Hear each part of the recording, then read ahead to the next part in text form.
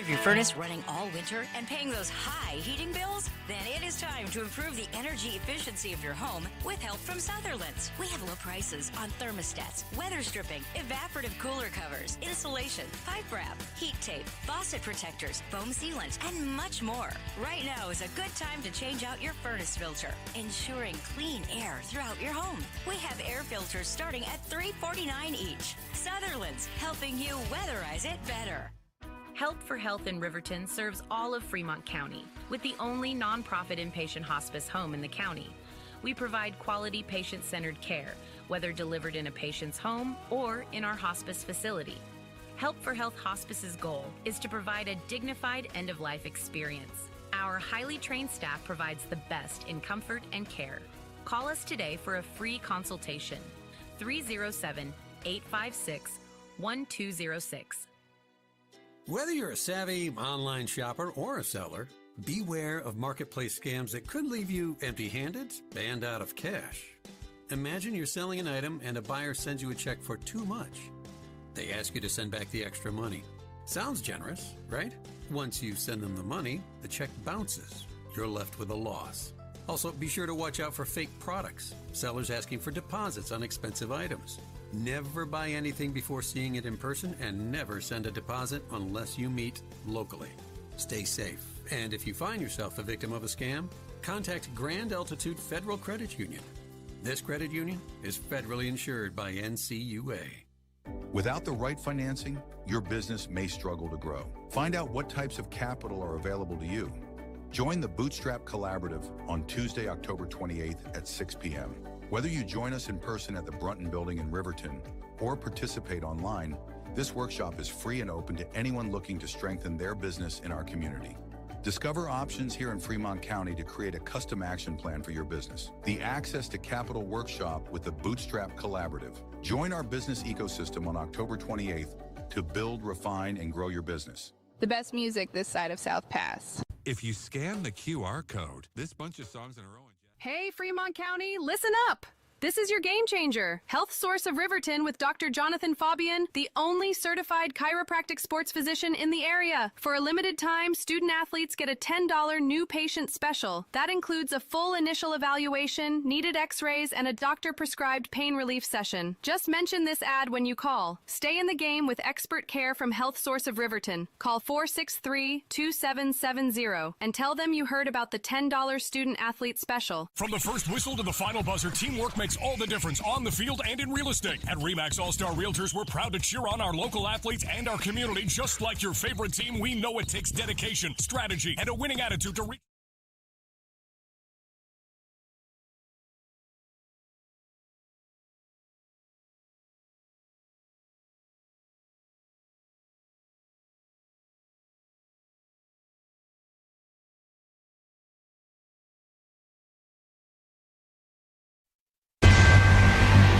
Riverton football is on the air. Wolverines inside of the 10. Blake goes under center. Double tight end set. 2 in the backfield. 22 personnel. Give it to Saltzgaver. Saltzgaver's got the first down. He's inside of the 5. Diving for the goal line. There's the signal. He's in. Touchdown, Wolverines. Tonight, the 3A East champion Wolverines look to run the table in conference play and win their 7th game in a row. And pressure coming. Gettenbein steps up in the pocket. Now he's got space. Faces the blitz. Steps right into it. He's going to take it inside the 10. Looking for the end zone. He's there. Blake Gettenbein from 41 yards. Touchdown, Wolverines. It's Friday night, and football is on the way. Go Big Red! Go Big Red! To get you ready for it, here's the voice of the Wolverines, Jared Anderson. And a very good Friday night. Welcome back to Wolverine Field. I'm Jared Anderson as we welcome you inside of the Porter's Tailgate Show, made possible by Porter's Supply Company in Riverton. They're at the corner of Sunset and Federal. Your home for stoves, spas, pellets, and more. That is Porter's Supply Company. For the 9th time this season, we bring you Friday Night Football here on County 10 and Jack FM, wrapping up the regular season tonight. It is senior night at Riverton High School with the Rawlins Outlaws in town. We say goodbye to 15 Riverton High School seniors. Glad to have you along wherever you may be watching from. Again, Jared Anderson here with you. Dalton Cruz, Jason Peterson are dual camera operators tonight. Looking forward to having them both on board with you. Well, like I said, this is senior night for the Wolverines, and there are 15 seniors who have meant a lot to this football program that will be recognized this evening. They include Ragin Harris, Joseph Friday, Gage Treber, Paxton Yates, Patrick Thayer, Eric Smith Jr., Clay Sheets, Aiden Sanchez, Hunter Saltzgaver, Carlisle Minner, Caden Liebricht, Blake Gattenbein, Daniel Clausen, Jace Auerbach, and Caden Arnold. We will talk more about all of those young men as the broadcast continues this evening. Riverton enters tonight's ball game at 7-1 overall. They are a perfect 4-0 in the 3A East Conference, winners of their last 6 in a row. It is a very different story for the Rawlins Outlaws. Unfortunately, they are 0-8 this season, 0-4 in conference play. It's been tough sledding for several years for Rawlins football fans. And I'll say this again and again, and I absolutely don't mean it in any kind of patronizing way. Give a lot of credit to the kids that are on the football field tonight from Rawlins High School. There was talk early on in the season whether or not Rawlins would be able to field a football team throughout the entirety of the season. Their numbers are low. They have 6 seniors out compared to the 15 for the Wolverines. A lot of young players, and they have shown up every single time. They have been defeated handily several times this year. That is not an easy thing to do, and it's not easy to get back up after a sport like football where you're tired, you're exhausted, and you're getting beat badly, and they have come to play every single week. So that in itself is quite a feat for the Rawlins Outlaws.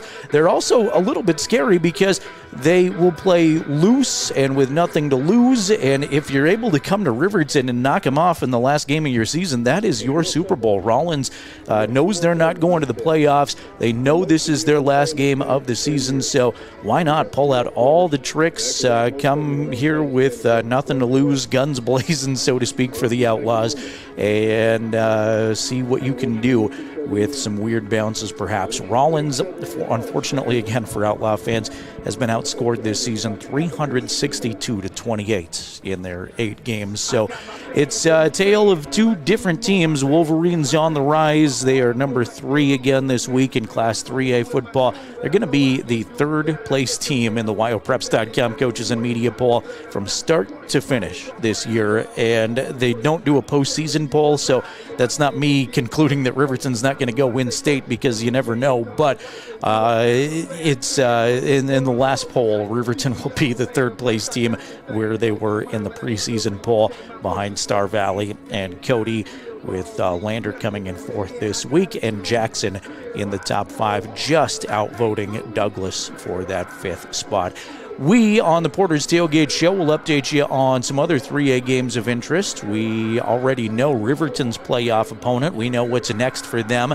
It'll be a week from now, right here at Wolverine Field, with the Green River Wolves coming to town. That's playoff game number 1. Riverton will be the number 1 seed from the 3A East. Green River is the number 4 seed from the 3A West. Those 2 teams are already locked in to their spot in the standings, so we know it's a rematch of the Wolverines and the Wolves. Riverton met them in Green River earlier this season. That was back in week 3, officially the 4th game of the regular season. Riverton beat them 41-21 in Sweetwater County, but it's a Green River team that continues to improve every single time out, it feels like, and a young coach that knows Coach Lenhart well in Blaine Christensen.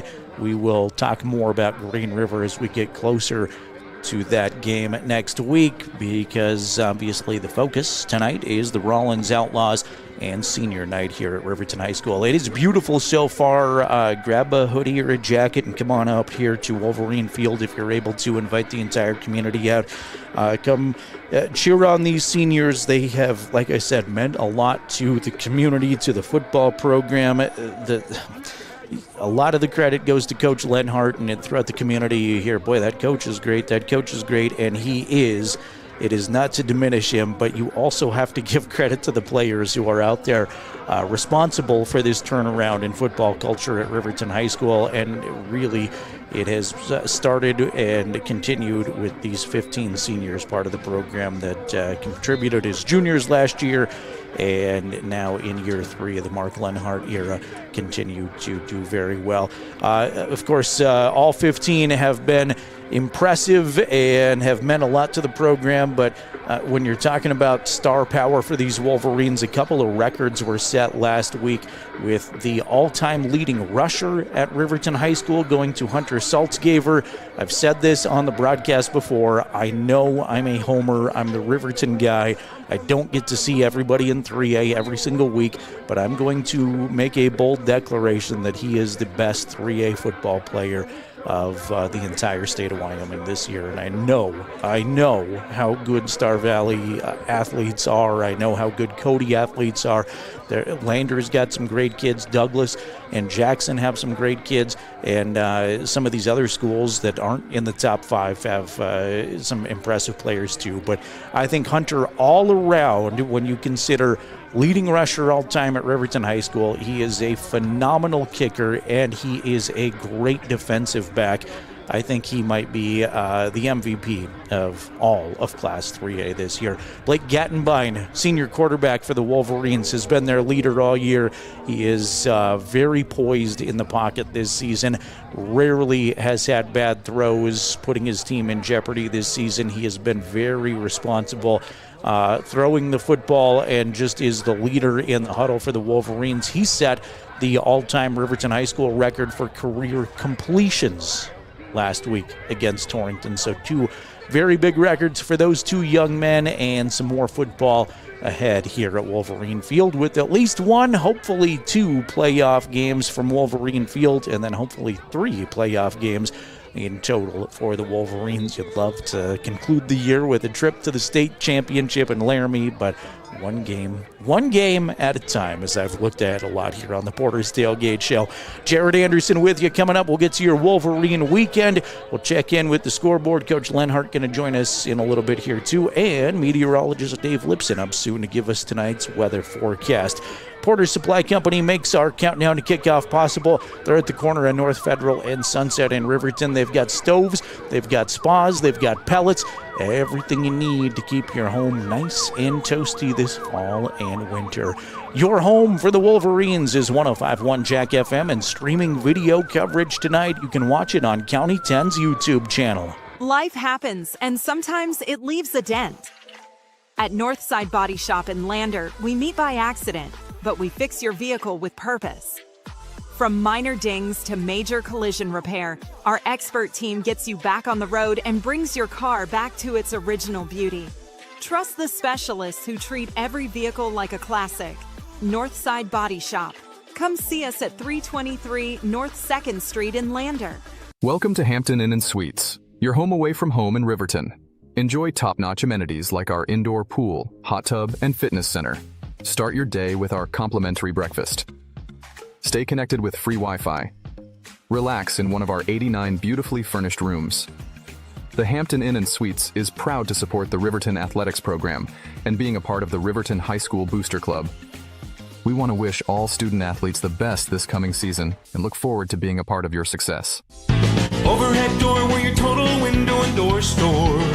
We have garage doors, front doors, storm doors, screen doors, glass doors, sliding doors, shower doors, French doors, wood doors, metal doors for your business or home. And the finest brands of windows and service you come to know.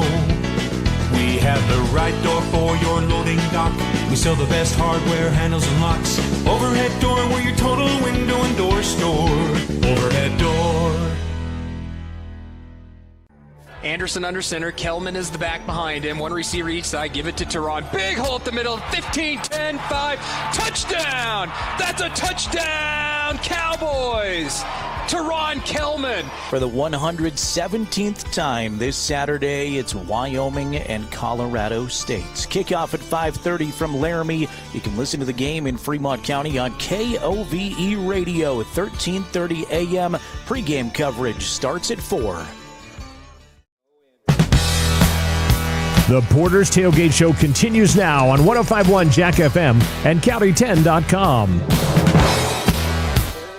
Kickoff coming up tonight at 6 o'clock. Riverton and Rawlins. Final time this regular season. Riverton trying to run the table in the 3A East, beating everybody and winning their 7th game in a row.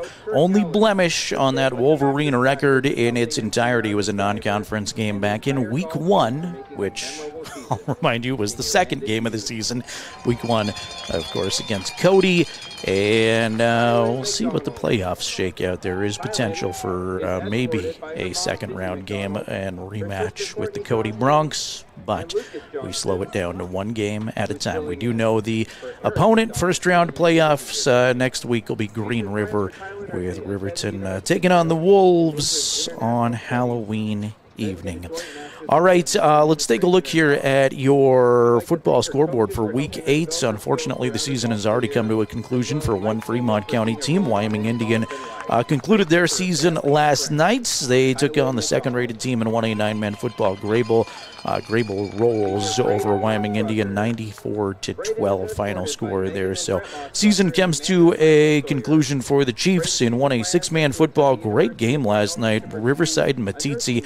Actually some defense in a 6-man game. Went into overtime. Riverside winds up getting the win, 28-22.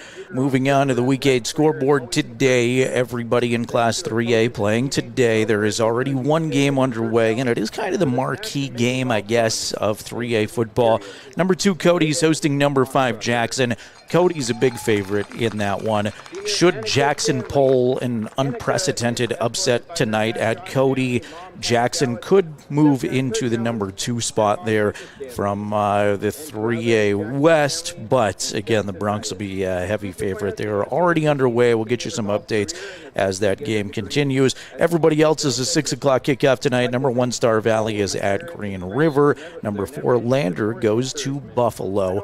The Tigers are looking to secure a home field playoff game. They would be the number 2 seed from the 3A East if they win tonight or if they lose by less than 12. So follow me here for a second. If Buffalo beats Lander tonight at home by 12 or more, there would be a 3-way coin flip in the 3A East standings. Riverton's already locked into the number 1 seed, but the coin flip would be between Lander, Buffalo, and Douglas.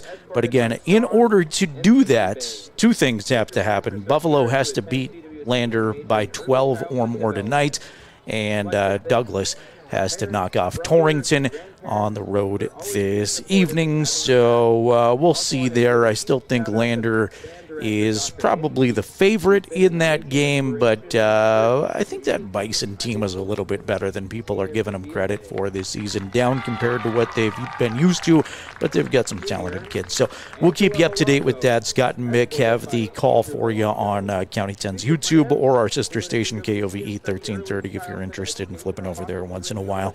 Douglas is at Torrington this evening, Evanston on the road to Powell. Taking a look at some other games that you might care about across the state. Number 2 Mountain View is at Lyman this afternoon in 2A football. Worland goes to Kemmer. 3rd-rated Thermopolis hosting Pinedale tonight at 6 o'clock, and 4th-rated Newcastle is hosting Wheatland this evening in 1A 9-man football.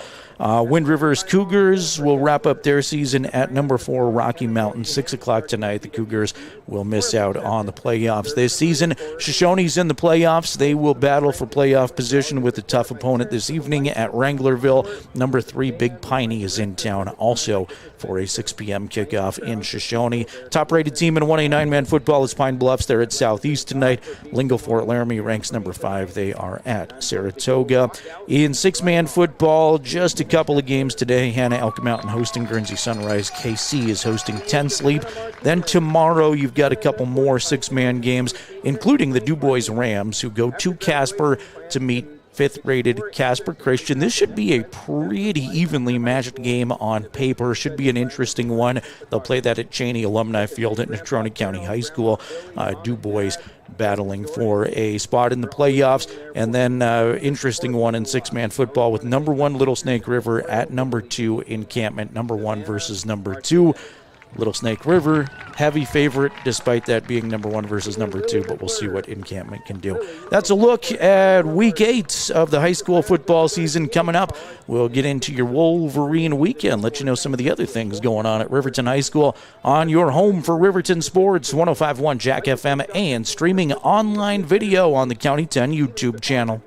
Wyoming Catholic College is a unique institution that offers an immersion in the Western tradition, the beauty and challenges of the wilderness, and the treasures of the Catholic spiritual heritage. Our mission is to provide a unique educational experience that nurtures the body, mind, and spirit. We are proud of our alumni success stories and the learning opportunities we offer through our academic outreach programs. Come and explore our campus in Lander, Wyoming. Men have a way of doing things. A man has his way of eating, of exercising, of keeping his hands warm, and of straightening up. So, when a man faces a serious life problem like divorce, depression, or suicidal thoughts, shouldn't a man have a way to deal with that too? Well, now he does. I'm Dr. Rich Mahogany.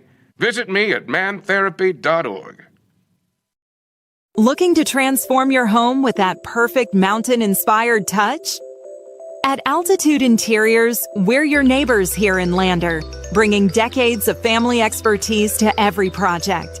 From stunning hardwood floors to stylish window coverings and custom cabinetry, we'll help you create the space you've been dreaming of. Experience the altitude difference at altitudeinteriors.net.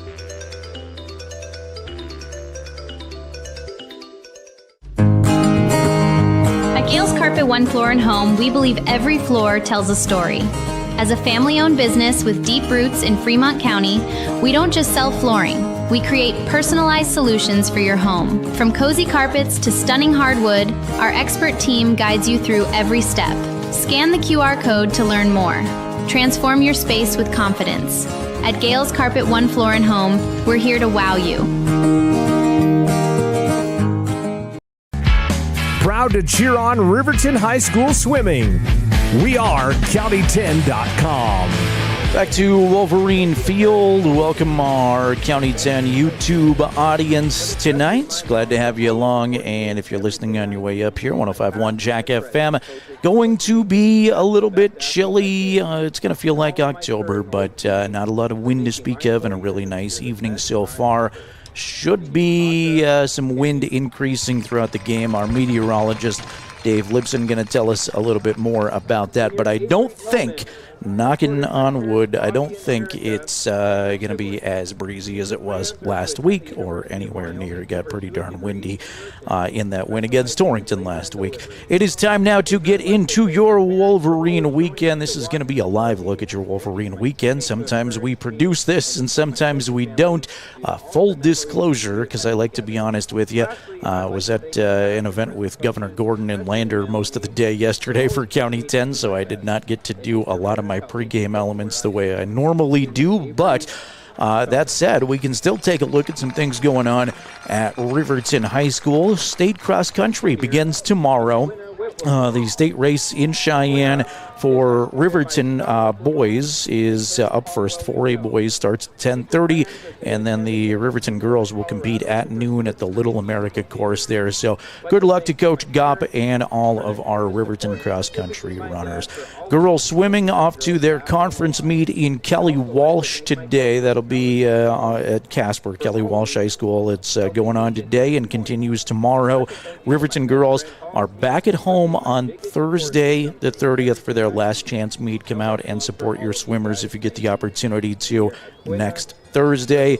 The state swim meet will be in Laramie November 6th and 7th. Volleyball was at Jackson yesterday. Riverton, unfortunately, coming up short there in 4 sets. They did win the first set, 25-23, but then lost back-to-back sets, 22-25, and then the final 4th set went 15-25. Riverton Volleyball will have their senior night tomorrow at Riverton High School. That is against Star Valley. Varsity game time is 1 o'clock. There is a Freshmore game and a JV game, I believe, at 11 and noon tomorrow. Wolverine gym. Varsity around 1 o'clock, so come cheer on your Riverton volleyballers one more time at home. The state volleyball tournament coming up November 6th through the 8th at Casper. And Riverton will be off to regionals on Halloween and November 1st. Riverton High School band coming off of the state championships a week ago. They received an excellent rating this year. Saw some video of that. Looked outstanding, and they've been great during the halftime performances and throughout the game for football season all year long. So hats off to Andy Peaks and all of our RHS band kids. They will be participating at the All-State auditions at Central Wyoming College coming up November 7th. And put December 8th on your calendar, the annual RHS Band Winter Concert with the Jazz Band and Concert Band. Again, December 8th. Riverton FFA off to the National Convention in Indianapolis in just a few days, October 28th through November 1st. So safe travels and good luck to all of our Riverton FFA members. Speech and debate season begins November 7th and 8th with Rock Springs, the first stop for the excellent Riverton High School speech and debate team, and they've won a ton over the last few years. So congratulations to everybody involved there, and good luck this season. Riverton will host a speech and debate event in January 2026. That's been a look at your Wolverine weekend. Football is on the way here tonight. You can watch on County 10's YouTube channel, and you can listen here on 105.1 Jack FM as we recognize 15 seniors. Senior night at Riverton High School, not for the last time at Wolverine Field. We know they are back for at least one more, hopefully 2 more in the playoffs here at Riverton High School, but we will say goodbye to those 15 seniors and see if Riverton can close the year perfect in the 3A East. Kickoff at 6 o'clock. The Porter's Tailgate Show continues, made possible by Porter's Supply Company in Riverton. Coming up next, we'll check in with County 10 meteorologist Dave Lipson, who gives us tonight's game forecast right here on your home for the Wolverines, 105.1 Jack FM and county10.com. Goddard Construction is a local contractor dedicated to our community. We're proud to support our student athletes in every sport on and off the field. We believe in hard work, crafting excellence, and building legacies one project at a time. We bring your vision to life. Visit GoddardConstruction.com to see what we can create for you. Goddard Construction, building Fremont County one project at a time. Discover personalized banking at Central Bank and Trust. We offer personal and business banking tailored to your needs. Enjoy the convenience of our online banking platform, whether managing accounts, applying for mortgages, or going paperless. With branches across Fremont County, we provide drive-through and lobby services. Experience simpler applications for mortgages and loans, all from your computer or mobile device. Connect with us at centralbanktrust.com. At Fremont Motor Companies, Wyoming isn't just where we operate, it's where we belong. For over 85 years, we've stood alongside our community through life's big moments, from turning the key to turning the page in every journey that follows. Here, customers become neighbors, and neighbors become family. Visit us today at Fremont Chevrolet GMC Riverton or online at FremontChevyGMCRiverton.com. We are Wyoming. Together, let's drive. We are Maven. We focus on the fundamentals, clean, simple designs with the very best modern materials and technologies. We refuse to compromise our mountain town roots to follow the well-worn path to $1. We choose instead to make game-changing gear and use it in the places and pursuits that inspire us every day. We are Maven, a company focused on the design and creation of innovative products for and by the modern outdoorsman. proud to support the Wolverines and Lady Wolverines. We are County10.com. Welcome you back to the Porter's Tailgate Show here at Wolverine Field. Riverton and Rawlins getting set for Week 8 of the high school football season. Glad to have you along here. Jared Anderson with you. Jason Peterson, Dalton Cruz, our camera operators this evening. Let's hear from another County 10 employee who has been with us on the broadcast every single pregame show this season. Meteorologist Dave Lipson has done a phenomenal job for us all year long. He gives us updates throughout the game, but also gives us a look in the Porter's Tailgate Show at what to expect weather-wise for this one tonight. So without further ado, let's check in with the Week 8 forecast. Here's Dave. Skies will be clear as the sun sets shortly after kickoff time. Winds at kickoff time will be out of the south-southwest at 5 miles per hour. And then these south-southwest winds will increase to speeds of 8 to 11 miles per hour by 9 p.m., with the winds blowing towards Sunset Drive. And the temperature at kickoff time will be 56 degrees and will cool off to 52 degrees by 9 p.m. The wind chill by 9 p.m. could get as low as 48 degrees, and the relative humidity will be 32% at kickoff time and will be 35% by 9 p.m. I'm meteorologist Dave Lipson.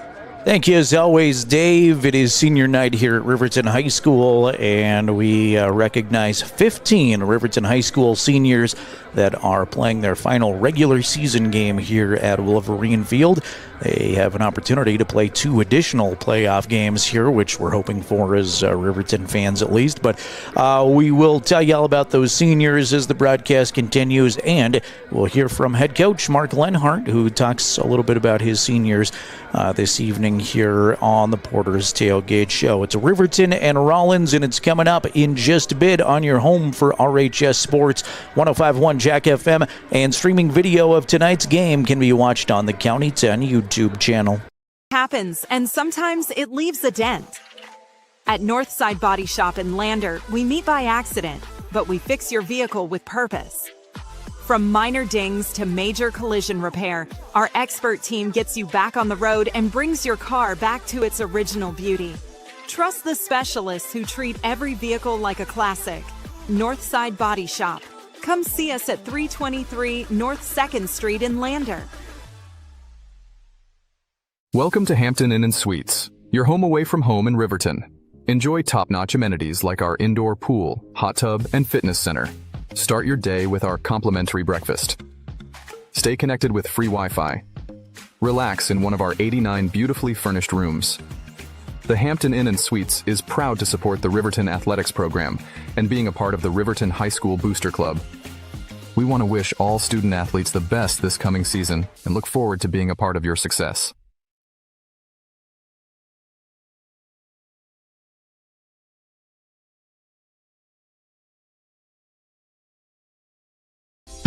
Overhead door, we're your total window and door store.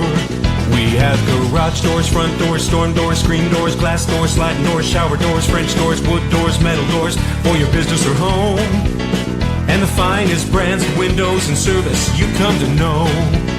We have the right door for your loading dock. We sell the best hardware, handles, and locks. Overhead door, we're your total window and door store.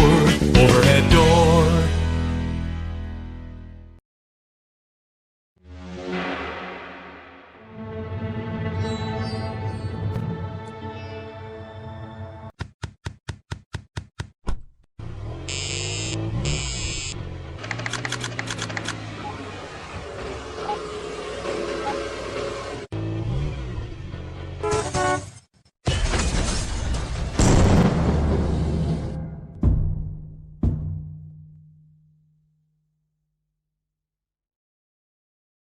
Show is made possible by Porter's Supply Company in Riverton.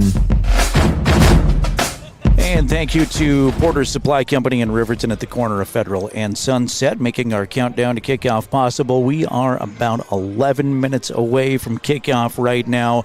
Jared Anderson, Jason Peterson with you from Wolverine Field. Glad to have you on board. Welcome everybody on our County 10 YouTube chat as well. Drop us a comment. Let us know where you're watching from as always and who you're rooting for. We'll interact with you throughout the broadcast. Senior night at Riverton High School, and we'll recognize 15 football seniors. We're also going to recognize an exchange student from Germany who is technically a sophomore, but obviously will be headed back to Europe, which is a pretty cool story. We'll dive more into her story. That's right, her story on the football team as the broadcast goes along. Cheerleaders, band members, and the golf team also recognized here on senior night from RHS.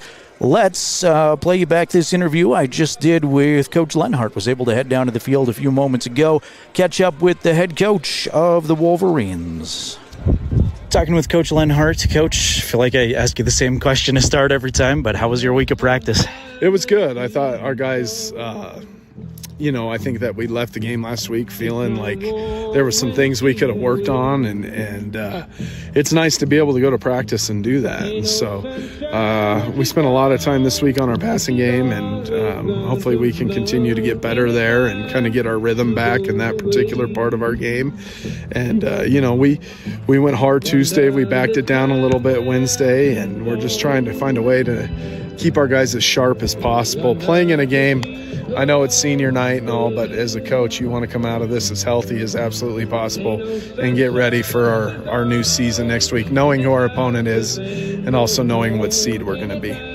You have a lot more football, I think, ahead of you, at least one more, and I know as many as 3 more games here at Wolverine Field. You'll play a couple of times, but senior night is tonight. There's some extra atmosphere for them. What can you say about this senior class? Oh, man, these guys have been amazing. I mean, they're a huge part of the turnaround of our program.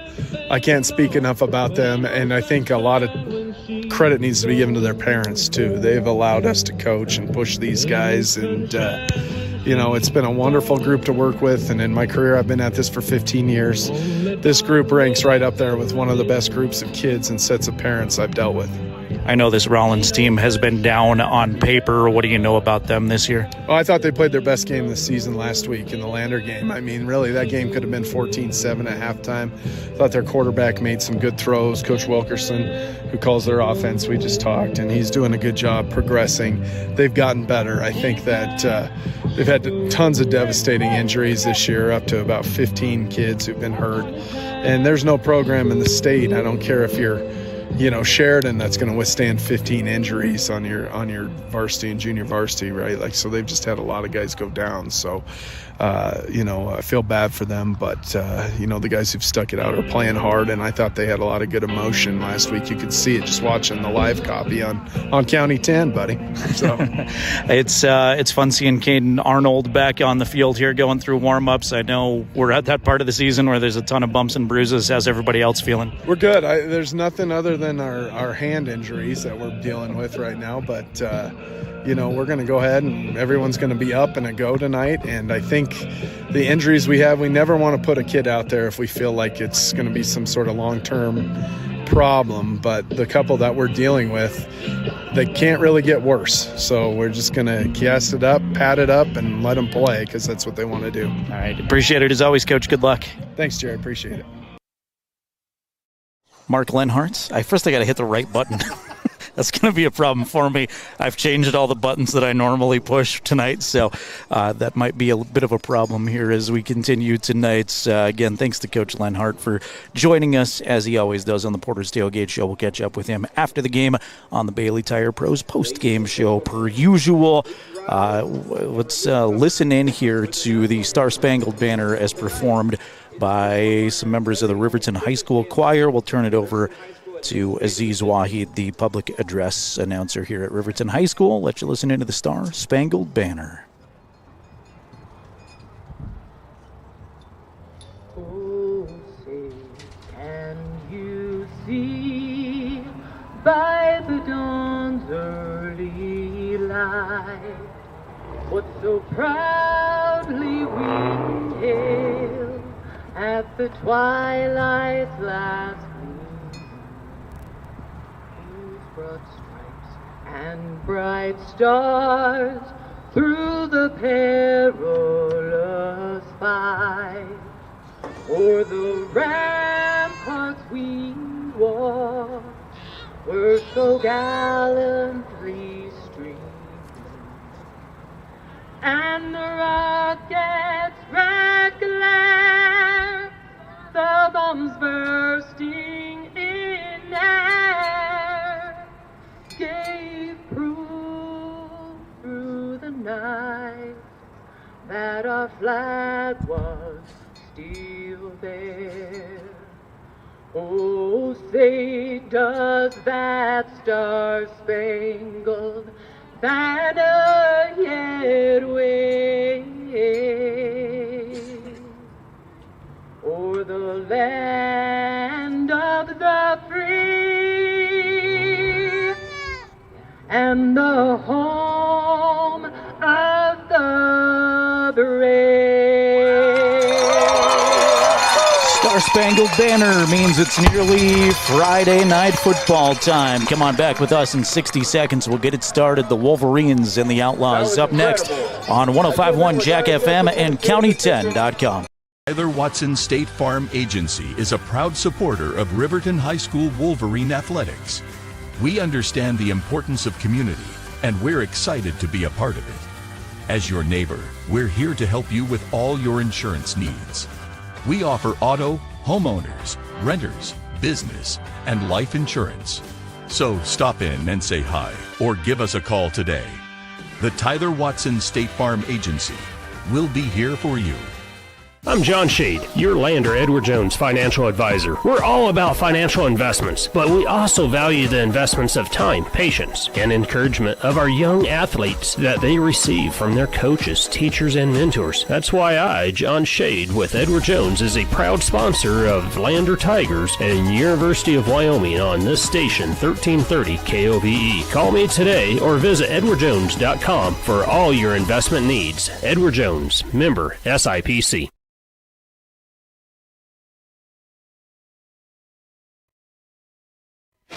Tonight, we recognize 15 Riverton seniors. We're so close, like from all the weights in the summers and stuff, from like even my sophomore year to now.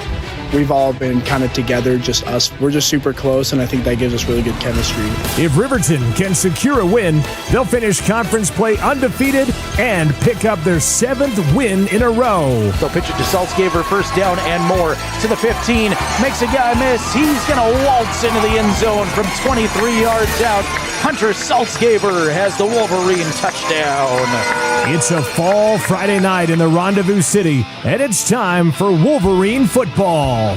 Go Big Red! Go Big Red! You know!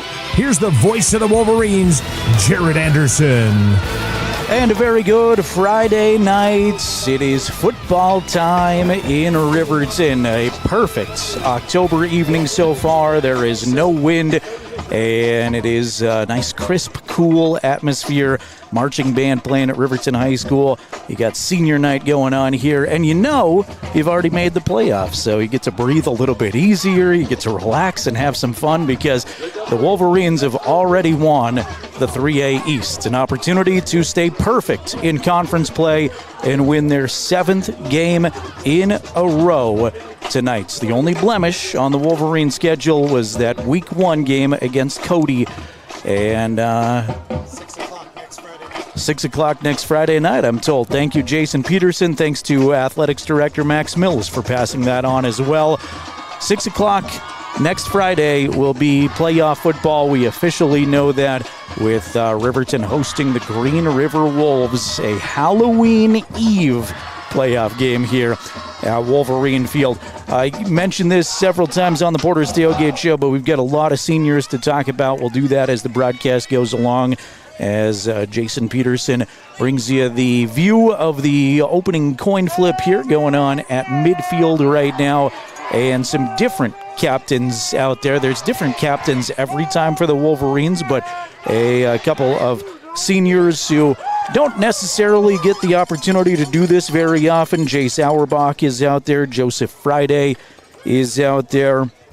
Paxton Yates is one of the more regulars that's out there. And Carlisle Minner is out there, too. Carlisle did not get to play very much this season due to injury and battled his way back after injury the first time, got to play a little bit in one game, re-injured himself in practice, never was able to come back after that. So very cool to see him out there with his Wolverine teammates. Looks like Riverton has won the toss. They'll defer to the second half. Rawlins says we will take the football first. So there you go. It'll be Outlaw football first. Wolverines will be in their all cardinal red uniforms. They've been sharp. They've worn these at home all season long. And good-looking new unis for Riverton, cardinal red tops and bottoms. Boy, Carlisle Minner just hobbling off the field there. I feel bad for that guy. Get him some crutches or something. White helmets with the R logo on the side. Rawlins is in their away all-white uniforms, white tops, white bottoms. They've got red numbers. Rawlins written across the front in black writing and black helmets. The Outlaws looking for their first win of the season. It's been tough sledding for the Outlaws all year long. And the Wolverines, again, looking to stay perfect in the 3A East. Looks like we are just about ready for football. A couple of minutes behind schedule, thanks to everybody on our YouTube chat already. Barb watching from Riverton, cheering on Caden Arnold. Great to have Caden back in the lineup tonight. Marion says, let's go Big Red. Get a viewer from Charleston, South Carolina saying, go Big Red and go Blake. Thanks to Steven telling us Cody leading Jackson 12-7 right now. And say hello to Kylie as well, saying go Big Red on the County 10 YouTube chats. Just after 6 o'clock, KTUG, Hudson Lander, Riverton, and County 10's YouTube channel. I'm Jared Anderson alongside Jason Peterson. Also welcome Dalton Cruz to the mix tonight. Dalton is helping run a camera as well. Glad to have you along. Hunter Saltzgaver's got it teed up for the Wolverines. And a couple of Outlaws back deep to receive, but they will not get a chance as it goes over both of their heads. Antonio Ebel watches that go about 6 yards deep, and it's a touchback, as we've become accustomed to.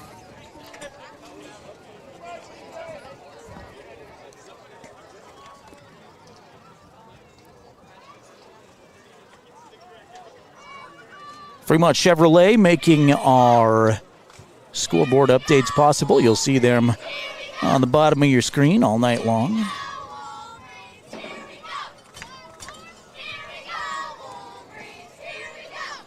Outlaws have played two different quarterbacks this season, and we'll see Karsten Bartlett tonight. Bartlett is a sophomore. He and Chris Gonzalez have split time at the quarterback position. Tight formation here for the Outlaws. Riverton going to stack the box right away. Play action fake. Rawlins opens up like they're going to pass. Bartlett is being pursued, and he is blasted behind the line of scrimmage. It was Braden Martin who gets the sack on his stats. Loss of 4. Caden Liebrick gave that initial pursuit 2 to flush him out of the pocket, and then Braden Martin laid a hit.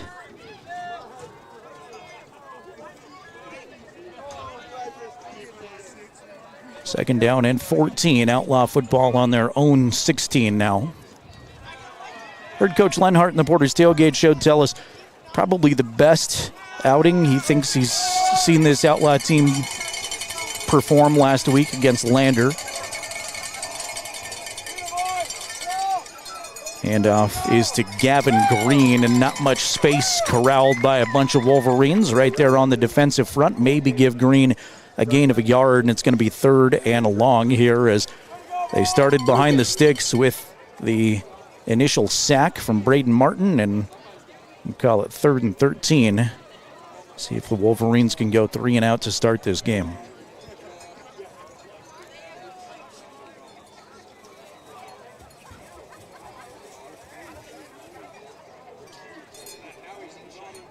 Rawlins will break the huddle. Riverton JV was successful earlier today here on this field, 17-0. only played 2 quarters. And Rawlins JV only had 11 guys. Bartlett back deep. Pass is picked and taken into the end zone. Caden Liebrick with a pick 6. Boy, Bartlett really didn't get that one away cleanly at all. It just kind of rolled off of the fingers, and he had a much bigger Caden Liebrick right there to take it away at about the 5-yard line. Caden into the end zone. Touchdown, Wolverines.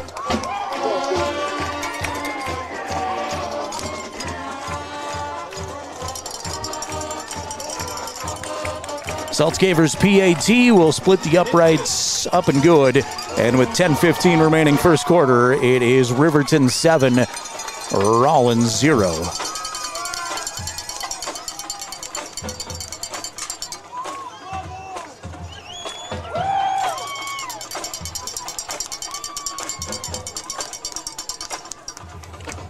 So quite the start for the Riverton defense. Got a sack and a pick 6. They're going to be right back out there. Second pick 6 of the season for Riverton. We saw Cameron Vincent do that against Green River on the road back in week 4.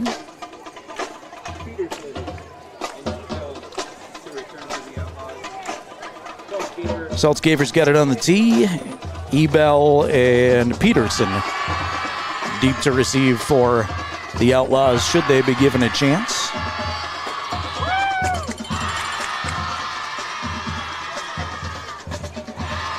Hunter will boot it away, end over end kick that again is deep in the end zone for a touchback. Trying to see if we can get the Gambles replay working for you, so apologize for the momentary lapse in speaking. Bartlett will come set for the Rawlins offense.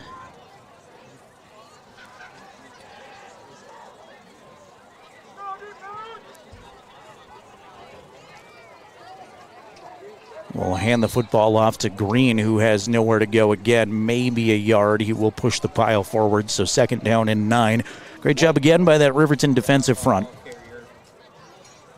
Brought down by Arnold and Martin. 2nd and 9.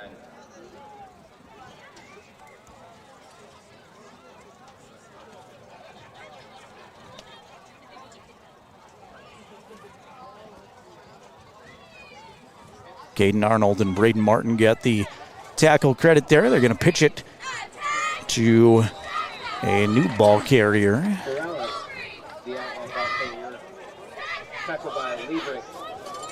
That's Jorge Ferrales, who had nowhere to go, lost a yard. Caden Liebrick came up, made the tackle.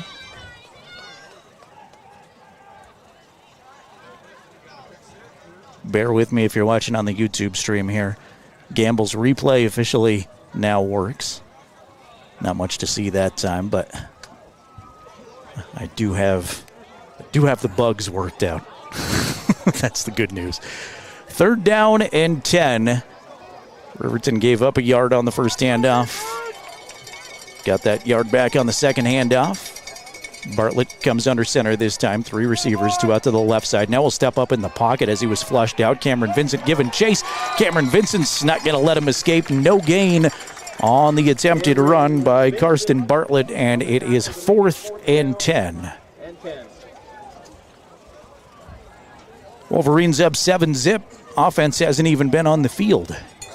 8:28 to play first quarter. Fremont Chevrolet scoreboard. Larson and Saltzgaver to return. Peyton Larson, Hunter Saltzgaver will go deep to receive. Looks like Traven Fritz. Nope, that's Bryce Stolns. Bryce Stolns is out there to punt it away for Rawlins. Gets a nice roll on the punt, and it's all the way down to about the 31-yard line. That's where the Wolverines take over 4 minutes into the game. It's Riverton on top of Rawlins 7-0, and the RHS offense will come out for the first time after the Caden Liebrick pick 6. After 6 plays of offense, Rawlins has got a total of -3 yards.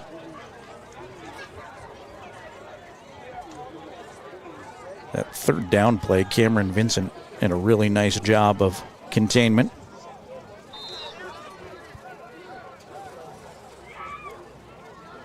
Gattenbein goes under center.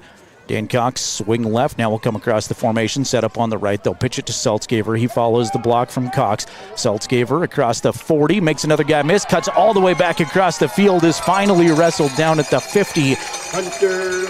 Casual run of 19 yards to start the game for the all-time leading rusher at Riverton High School.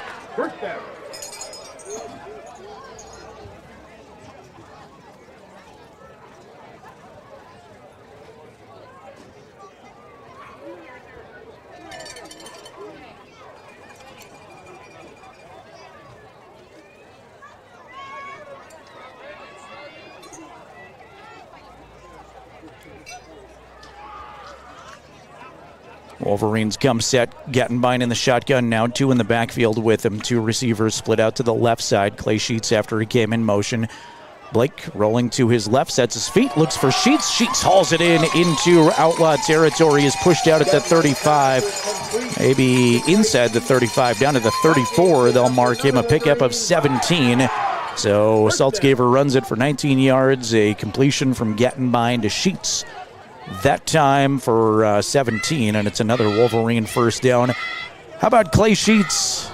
He broke a bone in his hand last week. 7 days later, he's out there playing.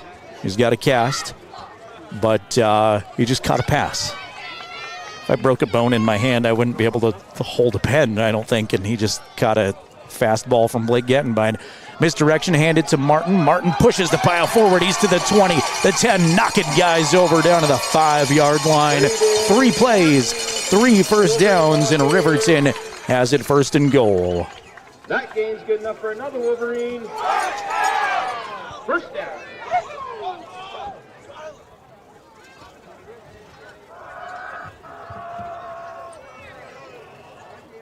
Ball on the 6-yard line officially. First and goal, Wolverines. 4 down linemen for Rawlins. Riverton will come set. They'll put 3 in the backfield. Tight formation.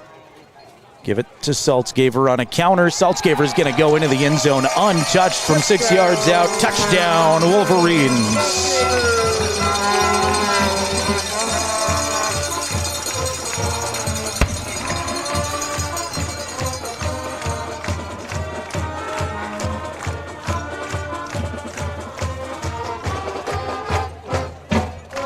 5:55 remaining first quarter. Riverton's second touchdown of the game. Hunter Saltzgaver on a counter handoff. His extra point is perfect. And your Fremont Chevrolet scoreboard now goes Riverton 14, Rawlins 0. Enthusiastic coaches along the Riverton sidelines. Out there quite a way is given some high fives. A big offensive line receiving high fives as well. It was fun last week to catch up with Daniel Clausen and Aiden Sanchez. Also want to give on-air shout-outs to Nick Hendricks, Riverton center, Trevor Eckhart, and Caden Liebrick. Those big starting offensive linemen. It was fun to see Carlisle Minner get the captain start and get to go out there for the coin toss. Been injured most of the season, was supposed to be a starter on this Riverton offensive line. You throw a couple of juniors in there, Trevor Eckhart and Nick Hendricks too, and they have been fantastic. Got like 6 Wolverine guys holding hands up in the air in front of us. Now more come along and we'll, what do you call that, Jason? They're going to form a human chain.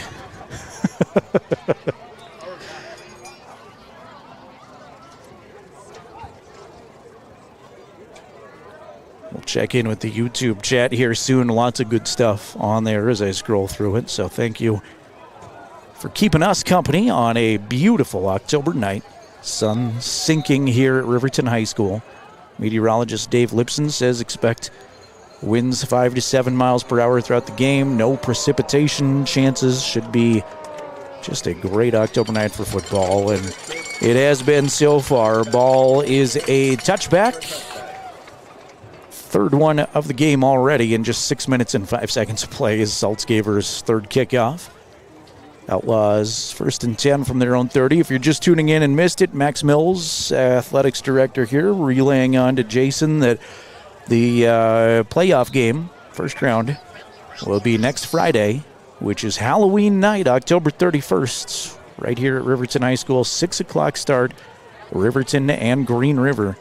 It's not often, even in week 8, we know the opponent, we know everything that's set up, we know the game time already before this one even got started, so that's what you get when you're the 3A champs. Everything's set and ready to go.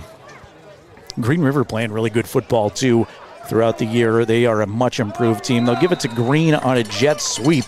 This is going to go for 2, maybe 3 yards. Rawlins' most successful play so far in the first quarter. Call it 2nd and 8.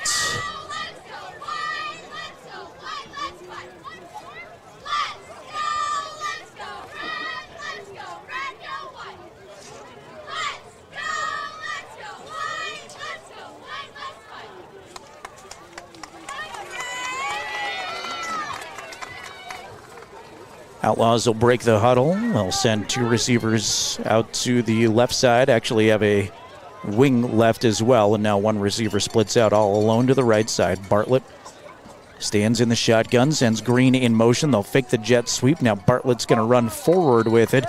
Not much doing in there again. Good stop by the Wolverines, Caden Liebrick and Dane Cox. Coming out of the pile first, it looked like, so give a nod to both of those guys.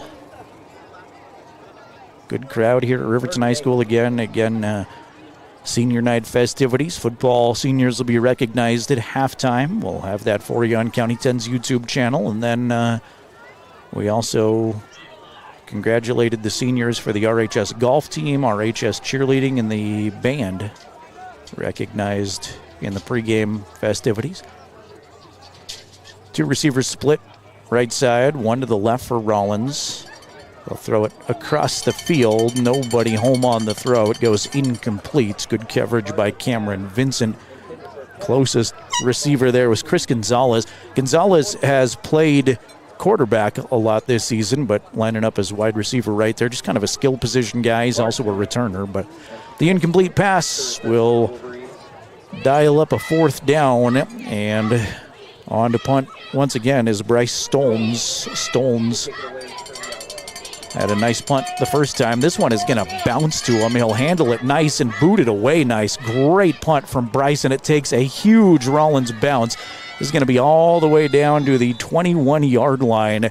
That was a booming kick, and it bounced to him on the long snap. And then Riverton didn't field it. It took a very momentum-heavy Rawlins bounce all the way down to the 21-yard line. So way to go to Bryce Stolens,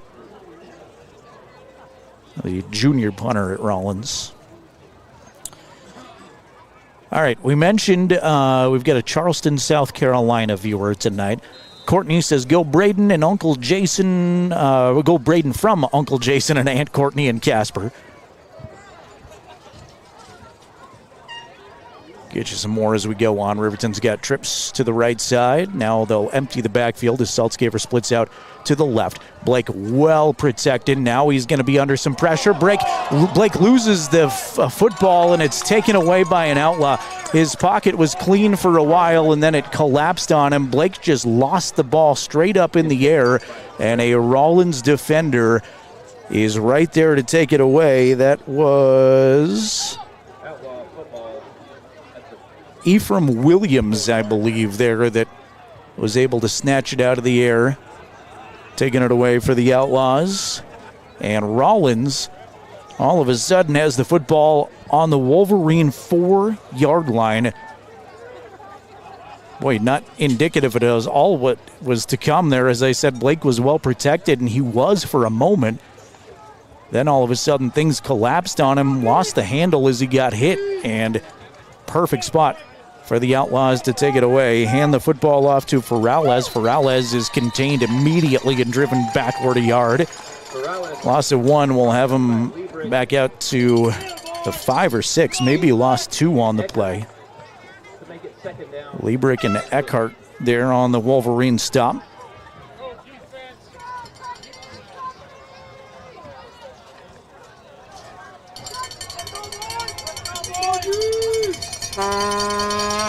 Bartlett will pitch it to Ferrales. Ferrales trying to get wide, now cut back across the field. He's going to lose more yardage. Riverton defenders there to light him up.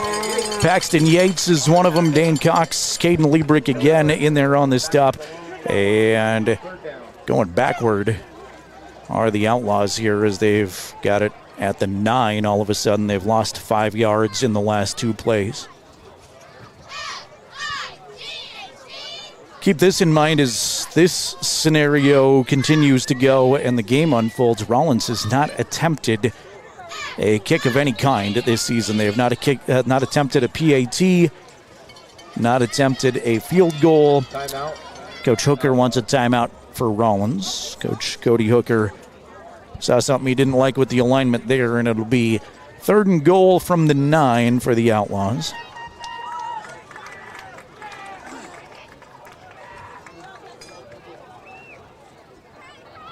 Want to say hello to Mabuhay from the Manila, Philippines. Sorry if I screwed your name up, but Manila, Philippines, checking in on County 10's YouTube channel tonight.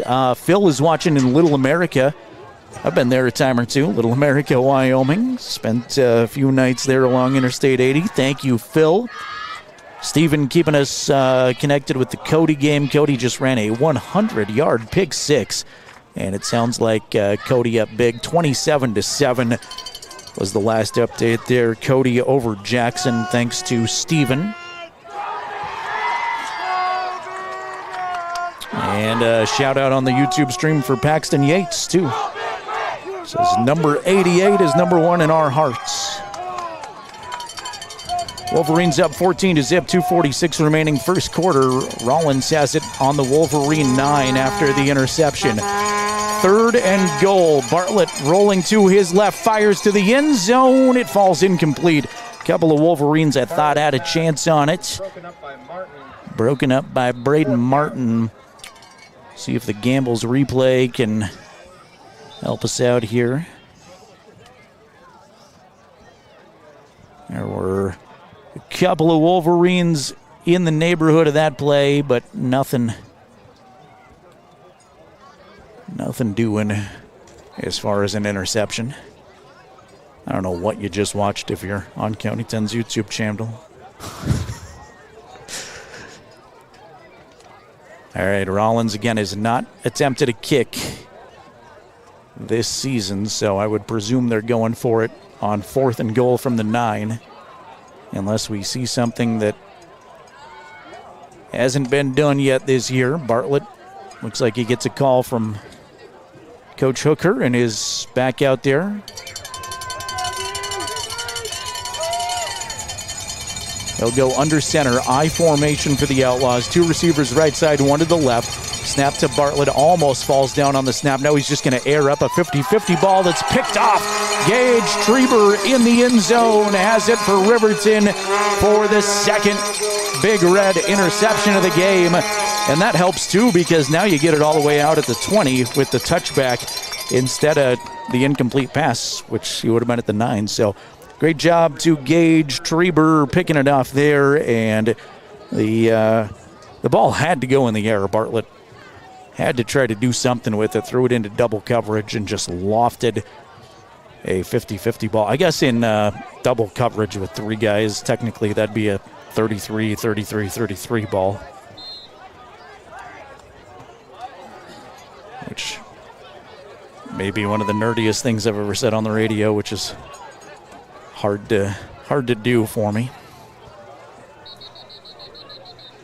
Motion before the play can get going, but Rawlins took a timeout, it looks like, so maybe that's why a couple of guys stood up, is coach yelling timeout, and everybody started moving. So timeout on the field. Thanks again to Porter's Supply Company in Riverton making our tailgate show possible. We'll have a extended Porter's Tailgate show for you next Friday with Riverton hosting Green River. Go on the air about 5 o'clock and get ready for playoff football. You got a home playoff game next week. Come out and cheer on your Wolverines. Bring your costumes, too. I want to see as many crazy costumes. What are you dressing as, Jason? Jason, pick something warm. Bring a warm costume. It's extra fun if you do that. And then come cheer on the Wolverines. There's a Minion in the crowd tonight, I see. So at least one person is dressed preemptively a week before Halloween. Riverton up 14-0 with the ball back on their own 20-yard line. 2:33 remaining in the first quarter. Blake, play action, looking single coverage down the seam for Smith. Eric makes a great catch. Had to go behind him. There is a flag. I think he was interfered with by Antonio Ebel. We'll check it, but he's all the way down to the 40-yard line. A connection of 40 yards. Gattenbein with a great throw. Eric made a great adjustment. Senior to senior, it's pass interference on the defense. It's waved off. How about Eric making that grab after he was interfered with? And it's a Riverton first down.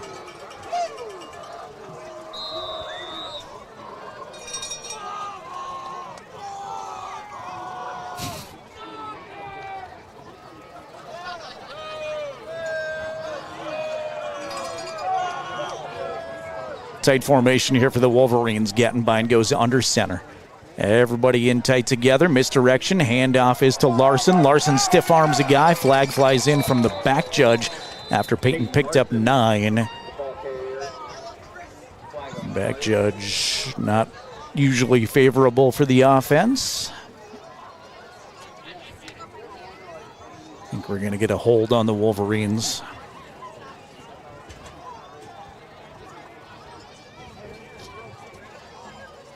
Holding against the Wolverines.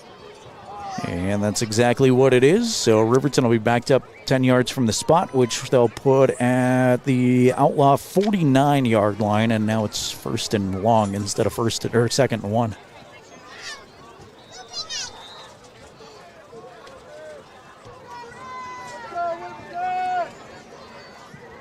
Gattenbein in the gun, trips to the right side. Blake, long drop, setting up a screen, goes back across the field to Yates. Yates has got all kinds of daylight, but a flag is on the play. Meanwhile, Yates inside of the 20, inside of the 10. He takes on 2 tacklers, is drugged down, but there's a flag all the way back near midfield.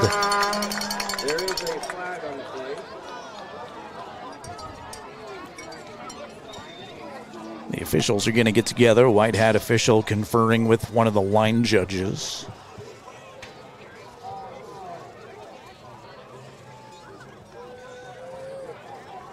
Wolverines are clapping. And they're going to pick it up and wave it off. So, again, full transparency up here. I can see just a little bit of my video replay that you're not able to see. It is not a great look at things. There was a big block that initially I thought that's what the flag was on. On my replay, it looked very clean. I think it was Trevor Eckhart that laid a giant block on the screen pass there, and I thought to myself for a second, I hope that's not what they're going to call, because it looked clean, and maybe the officials got together and determined that that was the case. Big pickup there for Paxton Yates on the screen pass. Great job to the guys up front blocking. Blake's got it under center. Misdirection, handoff to Saltzgaver. Saltzgaver goes, nope, that's not Saltzgaver. That's Camden Heil. Heil goes into the end zone untouched from 9 yards out. Camden Heil into the game. First carry, and it's a touchdown for the Wolverines on some misdirection.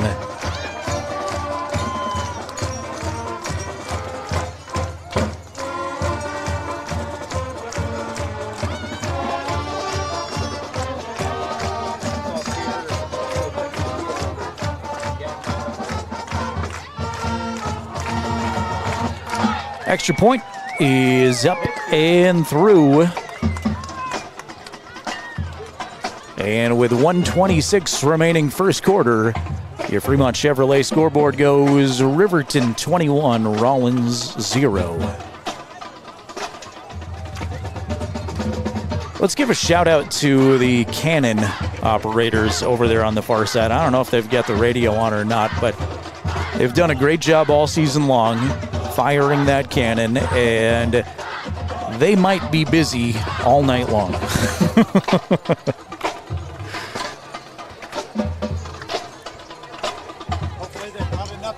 Yeah, Jason says, hopefully they brought enough powder. Exactly. Might have to make a run to the gunpowder supply company. I don't know where you get your gunpowder around here.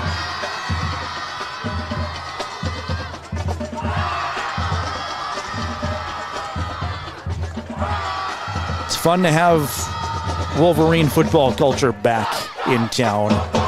It's always been fun, but a winning team and a fun atmosphere makes it that much better. And there were some years there for Riverton football fans that were not great.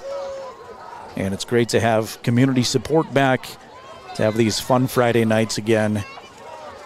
And certainly a lot of that is this coaching staff, but you got to give credit to the players on the field too. And the Wolverine seniors here, as there's a fumble on the kickoff. It's picked up by Larson. Larson's got it at the 20-yard line. The Wolverines take back over in great shape.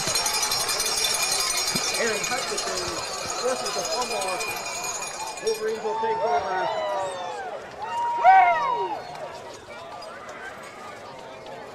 Believe wholeheartedly it's a team effort.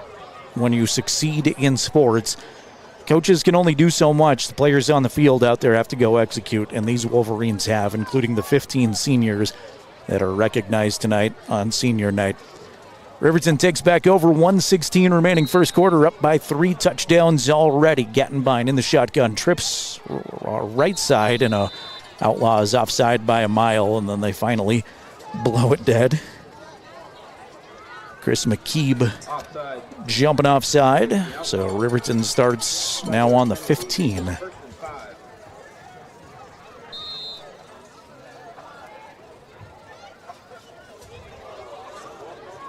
Blake in the gun again. Seltzgaver to the left of him. He's got trips right. Dane Cox, lone receiver on the boundary side, left side. Well protected is Blake. He'll air it out into the flat to Larson. Larson loses the football. It's punched out of his hands. He's trying to get back on it. Mad dash for it, and I think Rawlins is on top of it. Great job by the Rawlins defender there. It looked like his helmet ran right into the ball. And Riverton, after getting it in great field position, turns it over.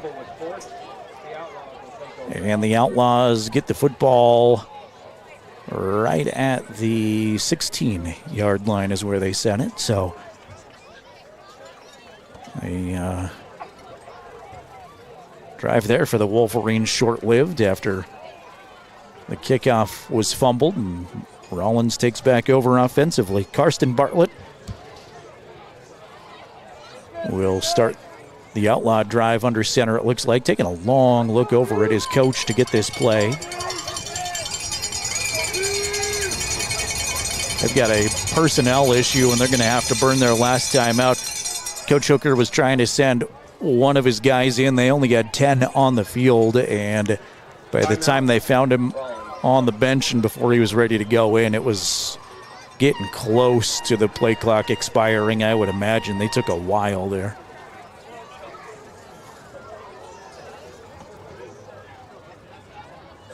Say hello to Lori, saying way to go Wolverines, and way to go to her favorite, number 33, Braden Martin. Amy says, let's go Big Red. Brett's a big fan of yours, Jason, says excellent camera resolution. Great job, Jason. And Amy says, sending our senior night love to her great nephew, Blake Gettenbein. 2 big all-time records at Riverton High School football set last week. Hunter Seltzgaver became the all-time leading rusher. Blake Gettenbein became the all-time completion leader in RHS history, which There have been some great football players in RHS history. Going back the decades, 70s, the 90s. Bartlett setting up a screen. He's under a lot of pressure. Now he's just going to float one up that goes through the hands of Clay Sheets, hits Gavin Green's helmet, doinks off of him, and it's incomplete. Bartlett's pass intended for Green falls incomplete. Clay gave that all of his effort to try to pick it off, just a little bit too far from him.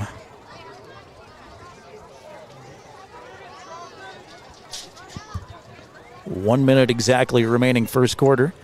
Riverton up 21-0 on the Fremont Chevrolet scoreboard. Tight formation here from the Outlaws. Riverton loads the box. Hand off to one of those Rawlins running backs. Not much doing there again on the left side of the line. Picks up a yard. Liebrick, Yates, Liebrick Martin, gets the tackle. Still trying to see who the ball carrier was there. Rawlins and Eckhart on the tackle. shuffling some guys in and out. 3rd and 9. I believe that was Austin White.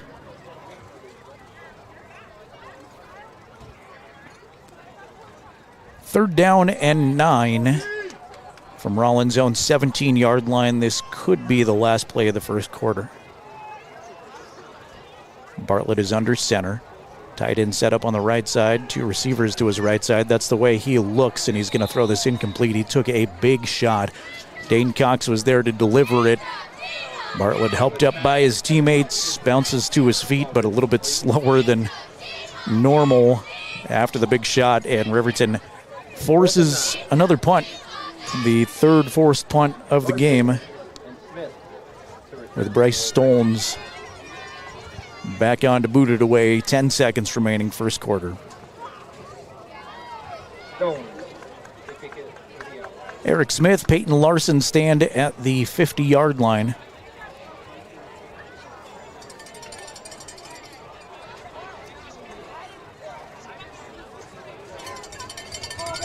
Snap is good this time. Stones will kick a low wobbler to Larson. Larson scoops it up at the 47, makes one guy miss. He's inside of the 35 and then escorted out of bounds right about the 30-yard line. And Riverton takes over with great field position and time for one more first quarter play. Officially, they'll start this drive at the 29, it looks like, as the official puts it down.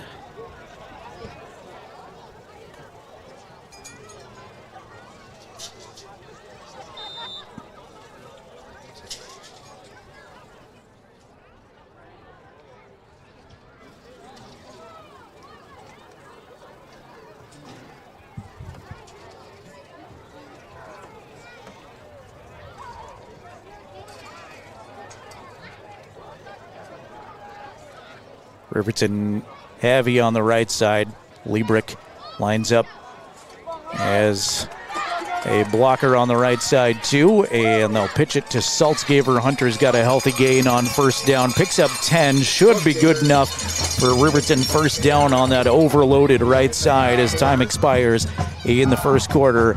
Believe it's actually going to be a second and short. When we come back and flip the field in 60 seconds after the first quarter, it's Riverton 21, Rawlins 0. Back with the second quarter after this on 105.1 Jack FM and County 10's YouTube channel.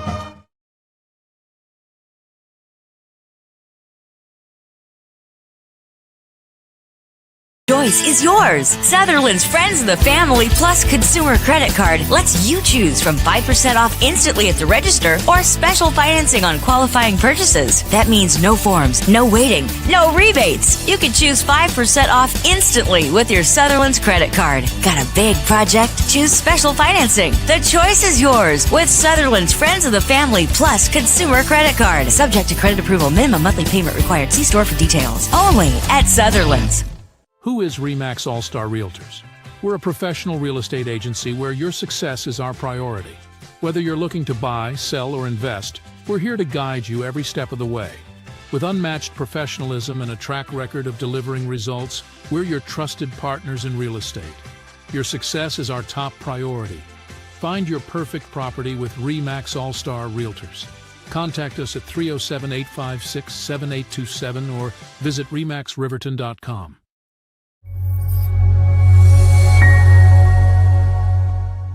Long. Watch on the County 10 YouTube channel or listen on 105.1 Jack FM. Do it like this. Great first quarter for Riverton. They lead 21-0, have it in good shape here. They did make it a first down after the Saltzgaver run to close the first quarter. So 1st and 10 from the 19. The give is to Saltzgaver. Saltzgaver, a lot of space. He's inside the 5, and he's going to be into the end zone, standing up from 19 yards out. Touchdown, Wolverines. First play of the second quarter, Hunter Saltzgaver again from 19 yards away.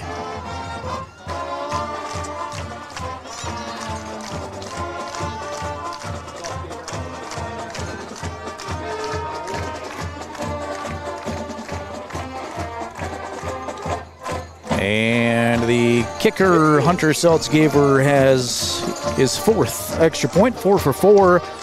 11:53 remaining second quarter. Riverton up now 28-0 on the Fremont Chevrolet scoreboard. That Hunter Saltzgaver 19-yard run, by the way, our Health Source Chiropractic play of the game. Health Source Chiropractic, Fremont County's only sports-certified chiropractic clinic. Stay in the game with the $10 new patient special for student athletes. Thanks to Dr. Fabian and Health Source Chiropractic. Dr. Fabian and I will have a new podcast coming out very soon in the next few days. In fact, should be not next week, but the week after, a new one. You can listen to some of his previous podcasts with us by checking out the County 10 podcast. Has a lot of good information there, including his most recent one, which told us all about helping hunting injuries during hunting season. So Caden Liebrick got the scoring started. Third play from scrimmage, got a pick 6. Defensively scoring, Hunter Saltzgaver had a 6-yard touchdown run in the first quarter. Camden Heil ran from 9 yards out. And the first play of the second quarter, a Saltzgaver 19-yard touchdown run. And again, big push up front by that Riverton line. Letting Saltzgaver move pretty much at will here so far. Hunter's first kick this direction will go 8 yards deep this way. Got the wind blowing that way right now. Dave Lipson says, our County 10 meteorologist says, update on the winds, east-northeast, 5 to 7 miles per hour, gradually turning south at the same speeds toward the end of the game. Temperature already down to 46 degrees adjacent to the playing field. The temperature will likely drop to 43 degrees by the end of the game. I'm glad you brought a coat this time, Jason. Jason tried to stand out here in short sleeves, I think, last time. You started the year getting stung by a wasp. Then you almost got frostbite. It's fun hanging out with me, isn't it, Jason?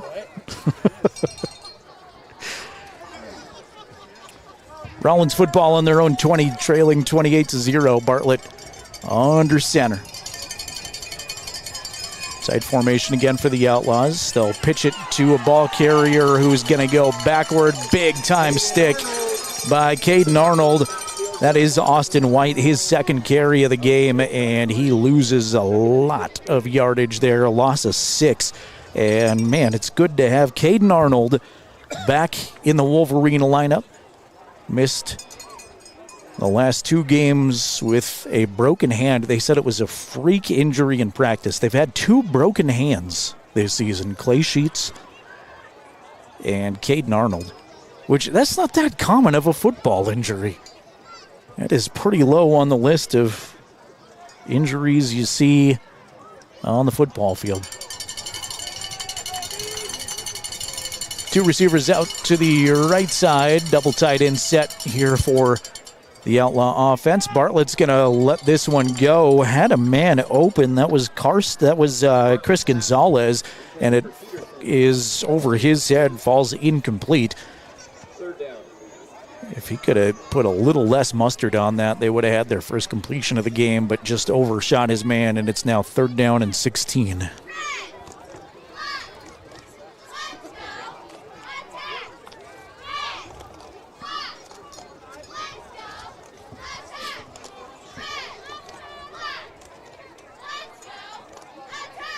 Clock stopped with 10:56 to play, second quarter.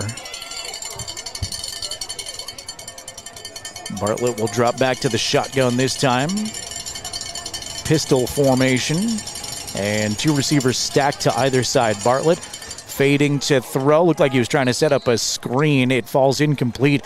And Cameron Vincent blasted the intended target there. That was Jorge Ferrales, who took a hard shot. Ball falls incomplete, and it is 4th down and 16 as Riverton's going to force a punt deep in Rawlins territory. Stone to punt for the Outlaws.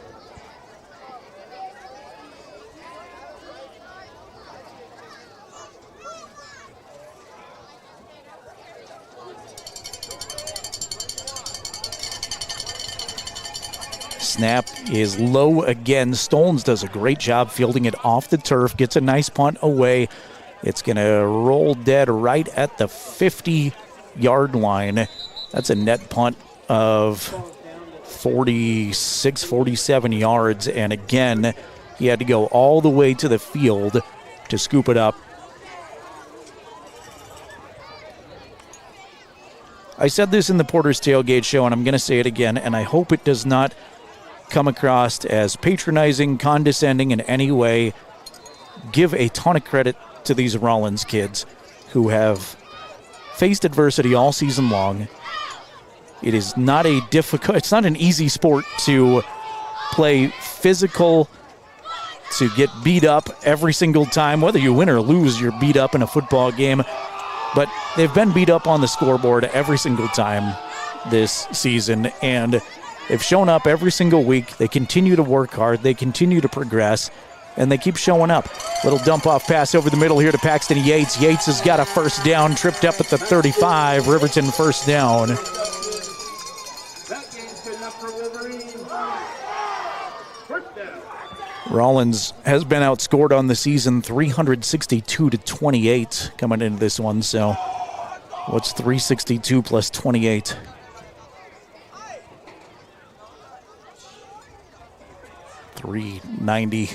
$390 to 28 right now.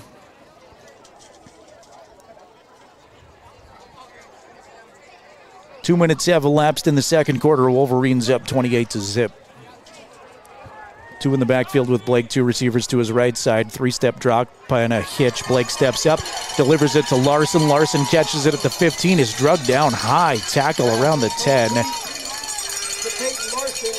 Another big catch there for Peyton, and Larson having himself a nice game so far.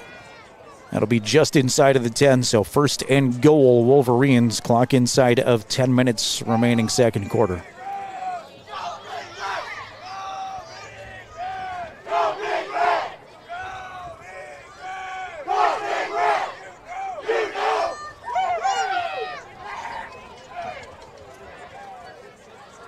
Riverton will break the huddle. Gettenbein will go under center. Bunch formation here for Riverton. Saltzgaver, the lone setback. Now they're going to hit Larson on a sweep. Fake the pitch to Saltzgaver. Get Larson on a jet sweep, and he is into the corner of the end zone. Right hash mark, ran horizontally all the way across the field for some space. Turned it up vertically, and he's in for the Riverton touchdown.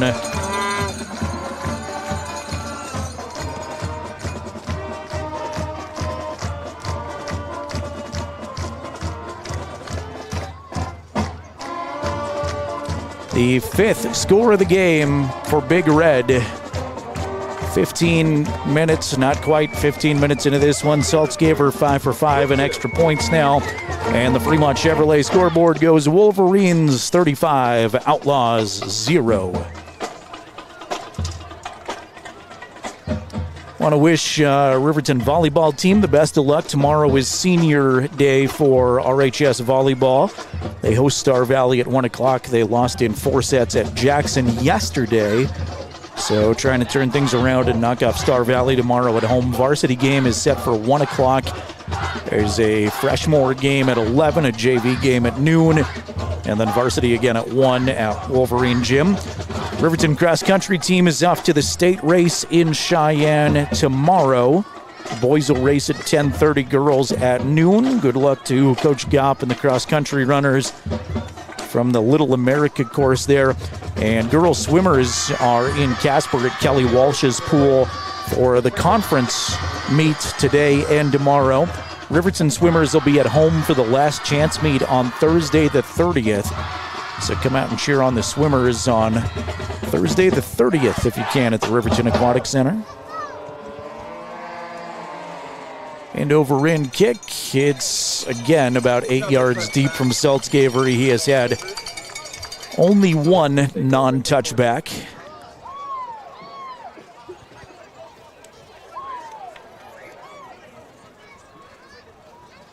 Get you some scores from around the state here as games, most of them kicking off at 6 o'clock this evening. Also keeping you up to date on World Series Game 1. Top of the second inning, Dodgers lead the Blue Jays 1-0.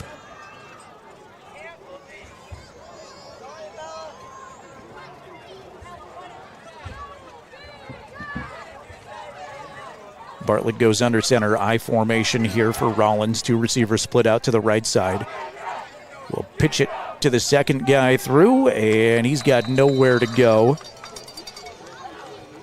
Jorge Ferrales, ball carrier that time. Rawlins has like 6 different guys that they give it to on those handoffs or pitches behind the line of scrimmage, so hard to keep track of all of them. Ferrales marches off the field. It was Caden Liebrick and Dane Cox again on the Wolverine stop. Give credit to those interior linemen, Trevor Eckhart and Aiden Sanchez. They don't necessarily get the tackles like the edge guys do, but they clog things up in the middle and make it a lot easier for the edge guys. Shotgun for Bartlett, high snap, fields it nicely, 3-step drop. Now he's under some pressure, steps up in the pocket, has some space, is spun around forward and gains 2, maybe 3. It'll be 3rd and 7 for the Outlaws. Dane Cox spun him around and drug him down.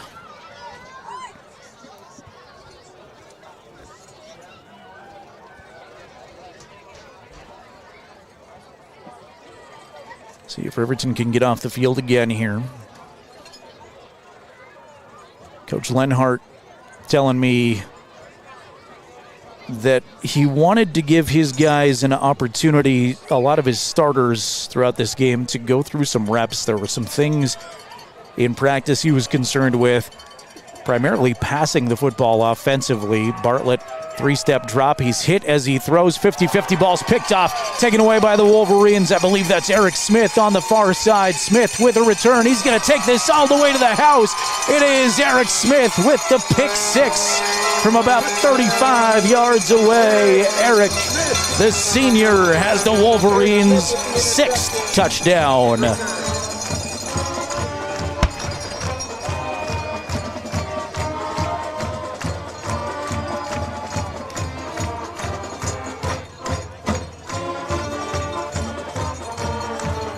The second interception return for a touchdown of the game. That one a lot longer than Caden Liebrick's. Liebrick got it at the 5 and ran it into the end zone. Eric from, I'm going to say 40-ish yards out. That a low extra point just gets over the crossbar for Hunter to stay perfect. And 7:22 to play second quarter. Your Fremont Chevy scoreboard now goes Riverton 42, Rawlins 0.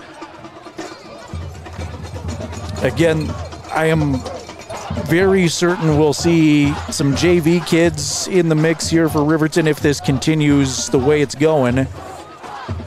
But Coach Lenhart saying They really want to work through some things in offensive sets here in a live game before the playoffs, before Rawlins next week. And that said, this kickoff crew, I see a lot of newcomers into the game. Saltzgaver will be the kicker, but just about everybody else out there right now, not your typical varsity crew.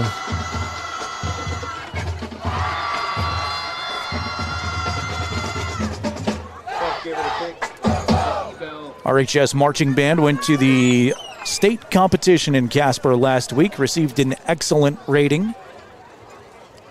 That is the second best you can do if you're not familiar with that. The superior rating they earned the last 2 years. Didn't quite get that, but Andy Peaks is the band director, told me a couple weeks ago they've got a really young band as Hunter kicks it into the end zone for the touchback.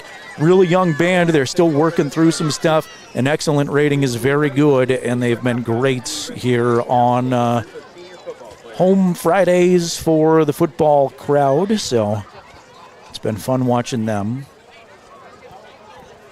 Riverton FFA kids go to the national convention in just a few days in Indianapolis.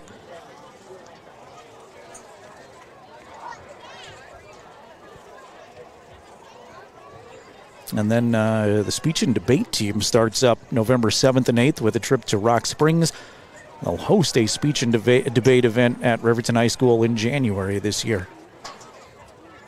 Rawlins down 42-0, still 7:22 remaining second quarter. Shotgun snap to Bartlett. Bartlett tries the B-gap on the left side. He's gang tackled by a bunch of Riverton defenders. Dane Cox is there. Cam Vincent and Aaron Hutchinson records the tackle.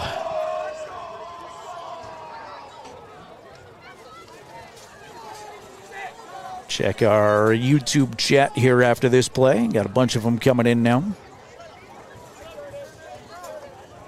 Again, thanks for being here. Thanks for being here all season. We're thrilled to be able to have video coverage of the playoffs next week. 6 o'clock start next Friday with Riverton and Green River. And it's been fun having you all year long. Hopefully a lot more football and a deep playoff run for the Wolverines this year.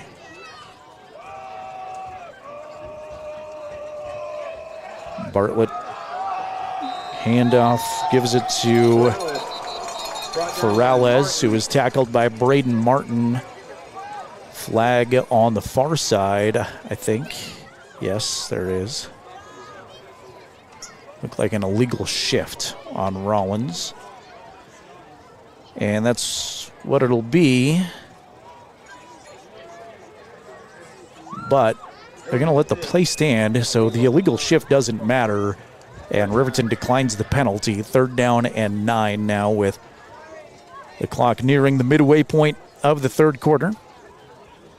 Say hello to Kylie, who says, "Go Blake Gattenbein on senior night. Wish I could be there."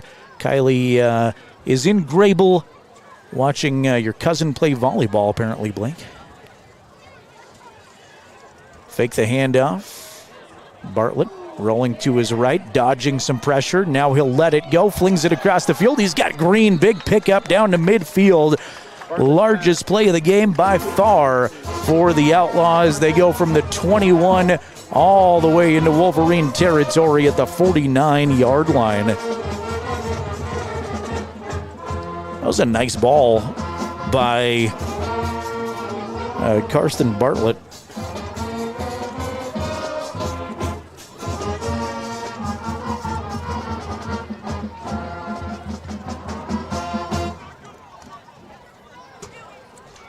First and 10, Outlaws, their first down of the contest is a big gainer. Give it to Rawlins. Rawlins slips through a couple of tackles, bowls forward for a pickup of 6, and now the Outlaws have some momentum. 2nd down and 4.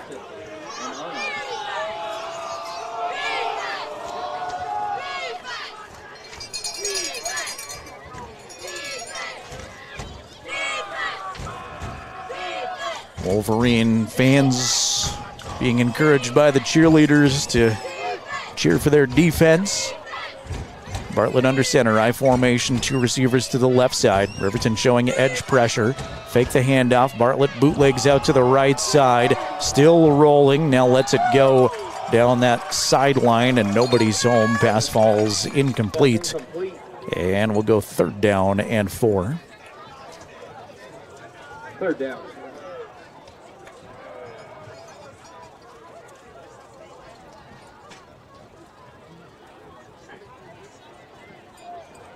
Cody now leads Jackson 35-7. Thank you, Steven. Check a Lander Buffalo update here momentarily, too. But 3rd down for the Outlaws. Wing left. 2 receivers split out wide to the left side. Bartlett in the shotgun. Bartlett no drop at all. Looks for a quick pass that flies over the head, incomplete, of Zachariah Peterson. And it's 4th down and 4.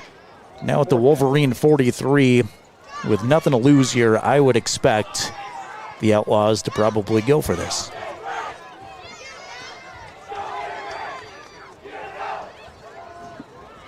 Second quarter from Buffalo. Tigers on top of the Bison, 21-3. Give you some playoff scenarios in a minute. 4th and 4, Rawlins going for it. From the Riverton 43, Bartlett sets his feet. Quick hitter to Green is caught, but not for a first down. Pushed out of bounds after a gain of 2, and Riverton will force the Outlaws to turn this over on downs. They will take over at their own 41-yard line. Good coverage, Peyton Larson. A lot of good Wolverine efforts. Peyton Larson may be your MVP so far, though. He's been great. So if Lander holds on to beat Buffalo tonight, they're going to be the number 2 seed in the 3A East, which means they will host a playoff game also on Halloween night. How cool is that for Fremont County football fans if you got 2 playoff home games? Presumably they'll play Jackson. 2-by-2 the Wolverines go. Saltzgaver off the right hip of Gattenbein. Gattenbein came set, then looks back at his coach for the play call. Saltzgaver switches sides. Now he'll empty out the backfield, go out to the flat. Blake fakes the throw in the flat, goes across the middle, was under a lot of pressure, connects with a receiver. Flag flies in as Larson has it again. Danced around at the 30-yard line. May get a face mask tacked on this. Something happened as he was trying to get away from a defender. Check the laundry. Looks like they're coming back. That's illegal hands to the face on the Wolverines. Missed that, obviously, but the infraction, now let's say block in the back. Okay, block in the back instead after the Peyton Larson catch. So maybe away from the ball there. Ball is placed at the Outlaw 41, 1st and 10 Wolverines, but backed up a little bit there after the block in the back. Blake works out of the gun. Option pitch to Saltzgaver. Saltzgaver's got a ton of daylight. Stiff arm at the 30 is drugged down by Green. Green did a great job of getting a piece of him. Saltzgaver laid a healthy stiff arm on him first, and Green stuck with him to drag him down. That was some violence there from both of those young men. Ball inside of the 30, down to about the 27-yard line. Trips left, Clay Sheets, lone receiver on the right boundary side for Riverton. Looking Sheets' way. Boy, Clay had a wide open look, and it's overthrown. Blake got hammered, and a flag flies in right where Blake got hit. It's going to be a roughing the passer on the Outlaws. So Gattenbein could not connect with Clay Sheets, who had, it was a post route, ran up the field about 6 or 7 yards, then cut across the middle and would have been wide open. Safety could have come over and prevented a touchdown, but had a 1 to beat basically. Either way, the penalty will move Riverton into the red zone. Ball is at the 12-yard line, hash mark right, 1st and 10 with 3:30 remaining second quarter. Keep yelling at me on the chat if I don't say the time near enough. 3:30 remaining second quarter, 42-0 on the Fremont Chevy scoreboard. Wolverines up big. Getting by an empty set. 4 receivers to his left side as Martin comes out of the backfield. They'll air it out in the flat to Larson. Larson trying to put a move on inside of the 5, diving for the goal line. He's in. Touchdown, Wolverines.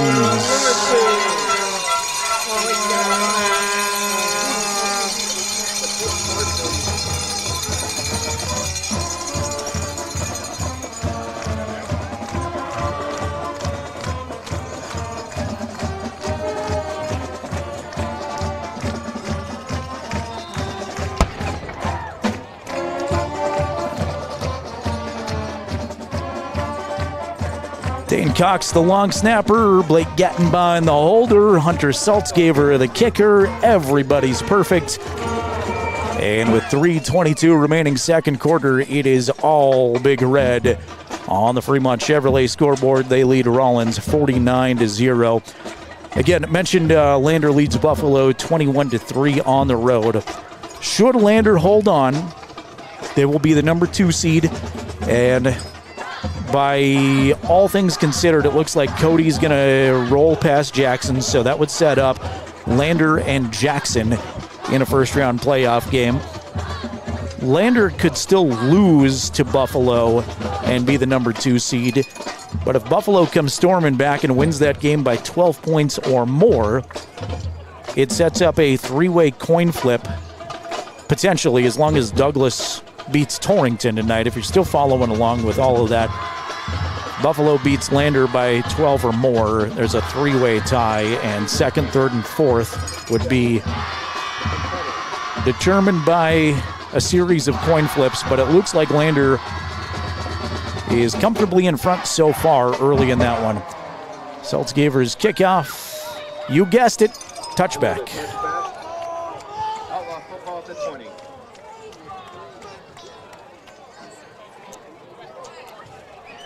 So in the most likely scenario, Lander looking at the number 2 seed. There's a car going up Sunset. I'm ADD here, Jason. There's a car going up Sunset that is covered in Christmas lights. Good job on the camera there, Jason Peterson. The car is totally decked out with Christmas lights all over it. Lander would be the number 2 seed as I try to work my way back into football. Bartlett under center here. We'll give it to Ferrales. Ferrales has stood up immediately. Ferrales. Some newcomers out there for Riverton defensively. It looks like they've subbed down pretty well. Camden Irvin gets the credit for the tackle. No gain on the play. Work some of these new Wolverines in here. It looks like Douglas would be your 3 seed.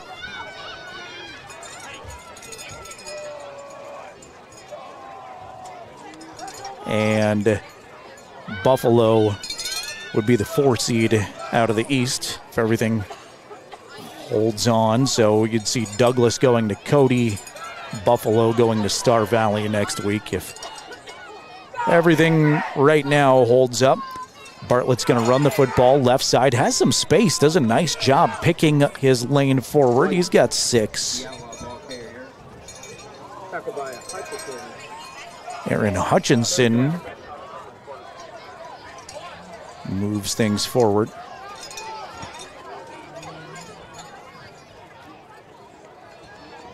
Third down and 3 is the clock running.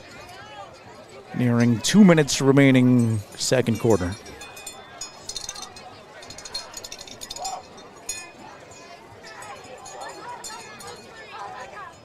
Rawlins goes wing right, 2 receivers split out far right side. That's the wide side of the field. Ferrales, the lone setback, fake the handoff to Ferrales. Bartlett rolling to his right, looking all the way across the field, connects with a receiver for a first down.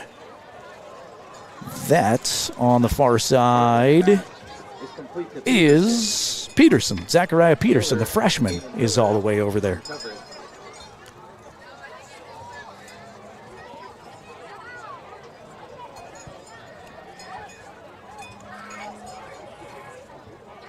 Caden Arnold remains out there for Riverton.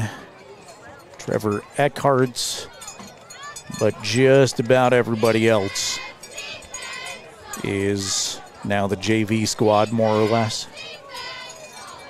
And again, Caden hasn't played the last 2 games, so some more reps for him before the playoffs. As Bartlett tried to run to the left side, he is swallowed up behind the line of scrimmage. That's a sack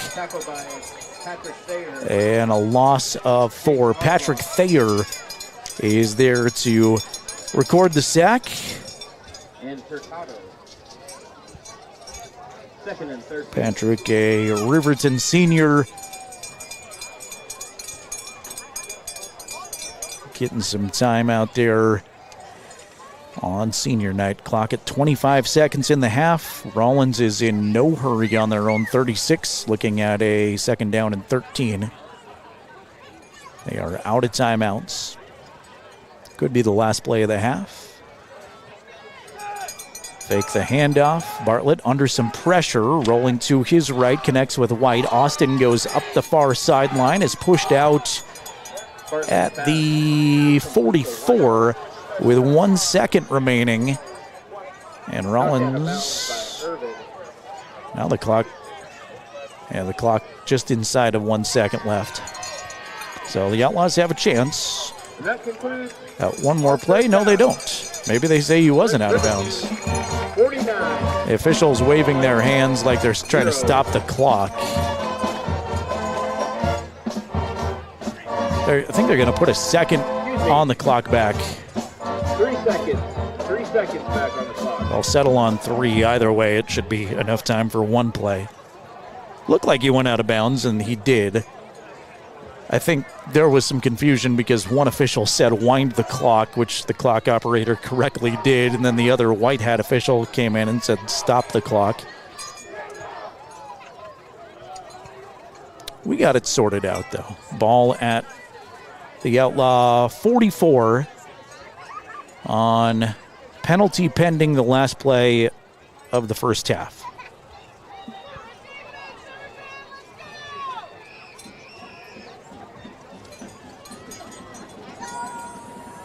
Bartlett will go under center.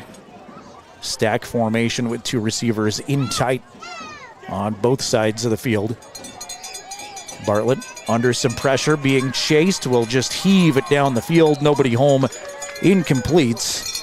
And now that completes the first down. Manuel Ramos Manny, the freshman, pursuing the quarterback there, and at halftime, it is all Wolverines. They lead the Rawlins Outlaws 49-0. We're going to take a quick timeout. When we come back, we're going to try to bring you as much of the senior night football festivities as possible, at least for our YouTube audience. We'll keep you there. We may have to break away on radio if we're not able to pick up the audio as well, but we will do our very best to recognize these seniors and let you see them on your screen for our YouTube audience. Again, at halftime, it's Riverton 49, Rawlins 0. Your home for Riverton Sports is 105.1 Jack FM, streaming video coverage on the County 10 YouTube channel.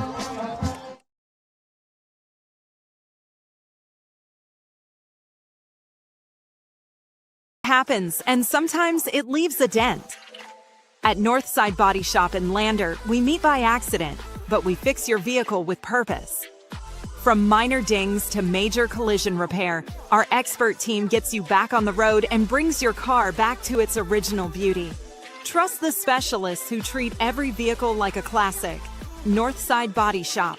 Come see us at 323 North 2nd Street in Lander. Welcome to Hampton Inn & Suites, your home away from home in Riverton. Enjoy top-notch amenities like our indoor pool, hot tub, and fitness center. Start your day with our complimentary breakfast. Stay connected with free Wi-Fi. Relax in one of our 89 beautifully furnished rooms. The Hampton Inn & Suites is proud to support the Riverton Athletics program and being a part of the Riverton High School Booster Club. We want to wish all student athletes the best this coming season and look forward to being a part of your success.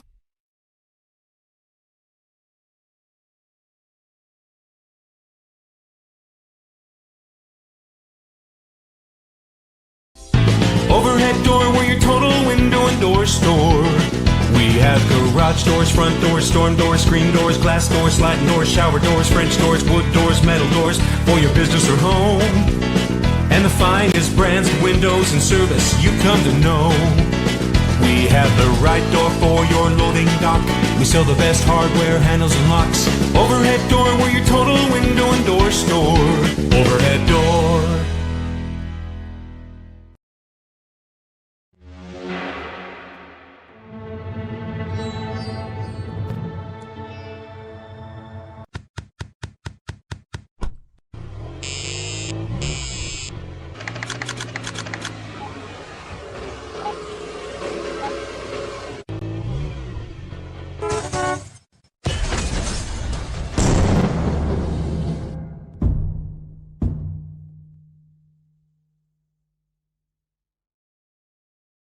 And reminding you to buckle up every trip, every time.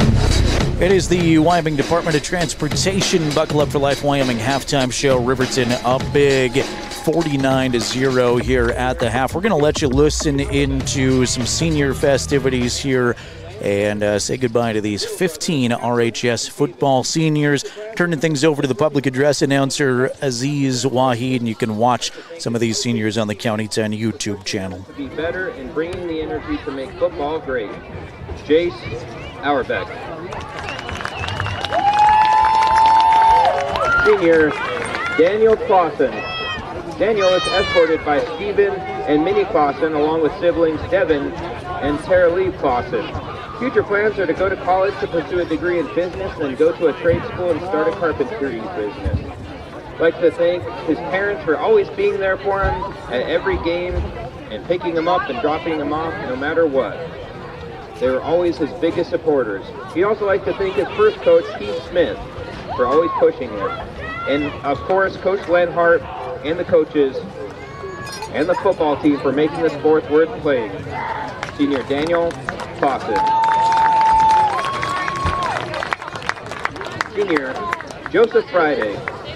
Joseph is escorted by Chris Friday and Pajuda Villa. He wants to thank his father and follow his father's footsteps to become an electrician and get a house in the mountains to hunt and fish.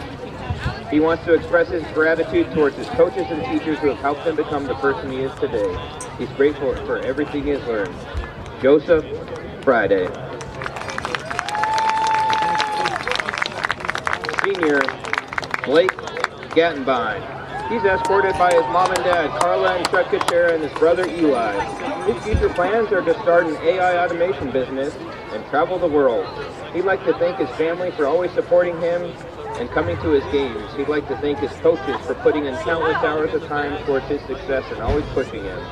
He's made him a better football player and better man. Thanks to the boys for always having him my back and always being there. Blake Gattenbein. Senior Rajan Harris.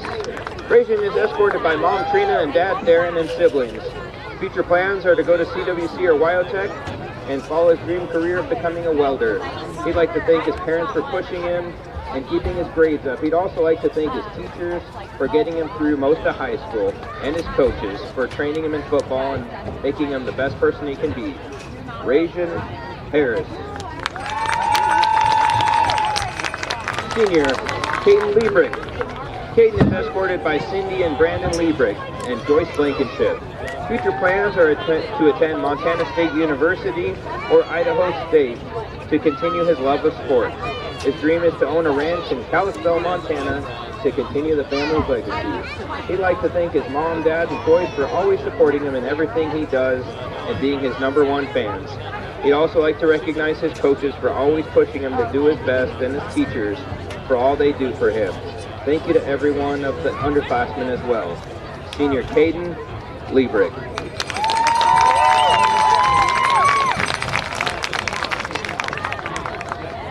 Senior Carlisle Menner. He's escorted by parents Jen Smith and Rob Haviland. Future plans are to go to college and get a job as an IT worker. I'd like to thank his family for supporting him and coming to games. Thank you to the coaches and the boys for helping me become a better person throughout my time playing and keeping me included in all team activities. Carlisle Minner.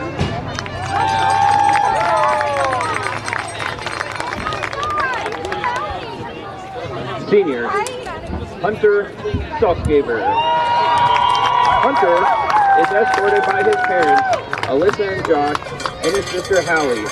His future plans are to go to Casper College to play soccer and then transfer to a 4-year university to study kinesiology and health science.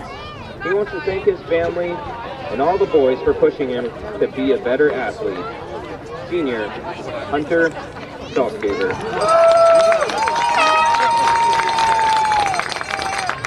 Senior, Aiden Sanchez. Aiden is escorted by his parents, Ashley and Adam Sanchez, and siblings Addie and August. Future plans are to go to Western Wyoming College to pursue an electrical instrumentation program. Thank you to Mom and Dad for supporting him and coming to games. Thanks for the rides and keeping him dedicated to the sport. Also thanks to Coach Lenhart for teaching me everything there is to know about football and life skills. Senior, Aiden Sanchez. Senior, Clay Sheep. Clay is escorted by his parents, Bo and Tara Sheets, and his family. His future plans are to play college football. He's undecided on what degree to pursue. He wants to thank all of his family for always making it to all the games and supporting him, and to his coaches. Senior Clay Sheets. Senior Eric Smith Jr. Eric is escorted by Judith and Eric Sr. and Carmelo. Future plans, he'd like to go play basketball at a junior college next year. See where life goes from there. He'd like to first thank God, and without him, he knows he wouldn't be anywhere. He'd then like to thank his mom and dad for pushing him and for everything that they have taught him along the way, along with his siblings and the coaching staff. Senior, Eric Smith. Senior, Fiona Sophie Charlotte Dalbaum, escorted by Jake Olheiser, Danielle Olheiser, and Jaden Olheiser. Future plans are after the exchange year to go back to Germany to complete 3 more years of school and graduate. After graduation and study theoretical physics. We'd like to thank her host parents for all that she's learned and all of the coaches and family. Senior, Fiona Dalbaum. Senior, Patrick Thayer. Patrick is escorted by Renee Thayer and Mark Thayer. Future plans are to go to Montana State University to become an athletic trainer. Patrick would like to thank his coaches and his parents for always supporting him in everything he does, and teammates for being by his side every step of the way. Senior Patrick Thayer. Senior Gage Trieber. Gage is escorted by his mom, Bree Pope, dad, Corey Trieber, stepdad, Brian Pope, and sister, Aspen Murphy. Future plans are to go into the workforce. He wants to thank his mom, dad, sister, and the coaching staff for help shaping him into the person he is today. Senior Gage Trieber. Senior Paxton Yates. Paxton is escorted by his parents, Brittany and Callan Yates. Future plans are to become a physical therapist and pursue baseball as long as he can. He wants to thank God for all the opportunities and success. Thanks to his family for all the support. And finally, he wants to thank his friends and coaches. Paxton Yates.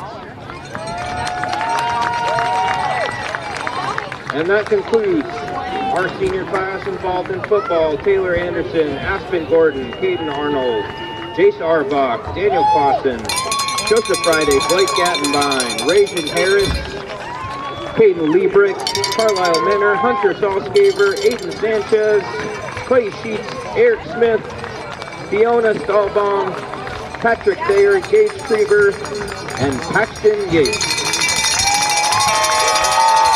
Thank you to Aziz Wahid, the public address announcer / Riverton Middle School principal and girls soccer coach here at Riverton High School, for letting us take the audio right there and recognizing all of these football seniors, the trainers, and their parents on the field as everybody gets together and exchanges high fives and some hugs all the way around. This senior class is really close to one another. It's been apparent since day one of covering this team. Even, honestly, the first year I got to do Riverton play-by-play, these kids were sophomores, and the more I learned about them, I realized that this class was very close to one another, and last year that became even more apparent, and this year it's been fun getting to talk to everybody this season and learn more about these kids and their families. Lots of good young men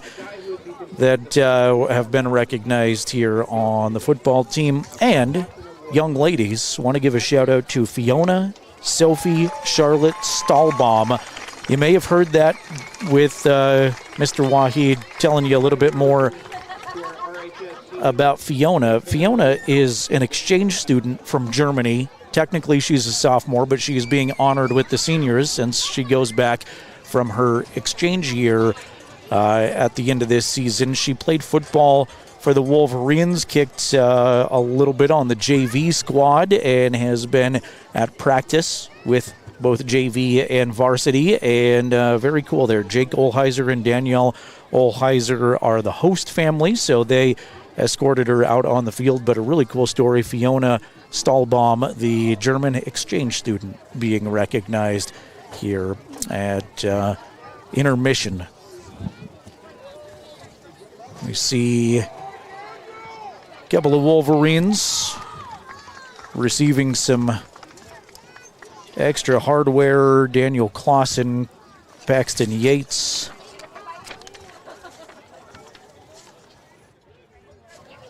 Receiving some awards. I'll get clarification on those here as the broadcast concludes, but we, again, are at the half here. This is the Buckle Up for Life Wyoming halftime show presented by the Wyoming Department of Transportation, where it is all Riverton. They lead Rawlins 49-0 at halftime. I'll work on tracking down those award recipients and exactly what they were here as we continue. But I know one thing. I know Riverton's up very big in Week 8 football. We'll take a timeout here and come back with you on 105.1 Jack FM and the County 10 YouTube channel. We'll recap scoring. We'll take a look at some of the other scores from across the state, and we'll get you ready for the third quarter on 105.1 Jack FM and County 10's YouTube channel.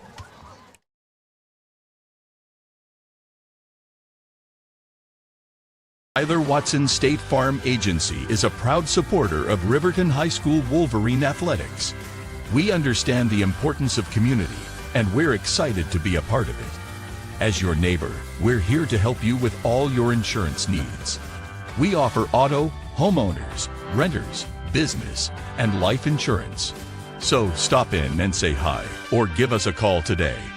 The Tyler Watson State Farm Agency will be here for you. I'm Winslow Friday, Director of the Wind River Intertribal Council Department of Transportation. It makes me and my crew happy when you buckle up. It just might save your life. I'm gonna get us home. Buckle up for life, Wyoming.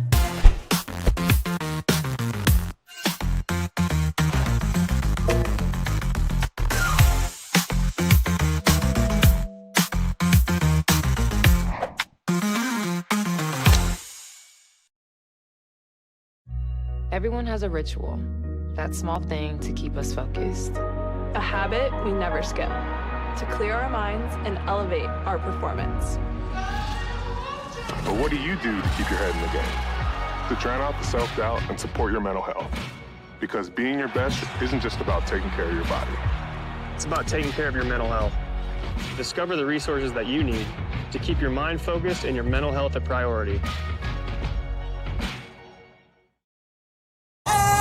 I'm Winslow Friday, Director of the Wind River Intertribal Council Department of Transportation. It makes me and my crew happy when you buckle up. It just might save your life. I'm gonna get us home. Buckle up for life, Wyoming.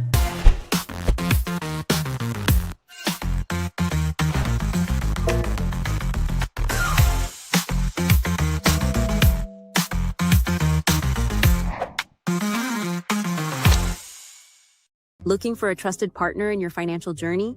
At Redden, Kane & Associates, we're more than just CPAs. We're a world-class accounting firm dedicated to providing exceptional service to our clients.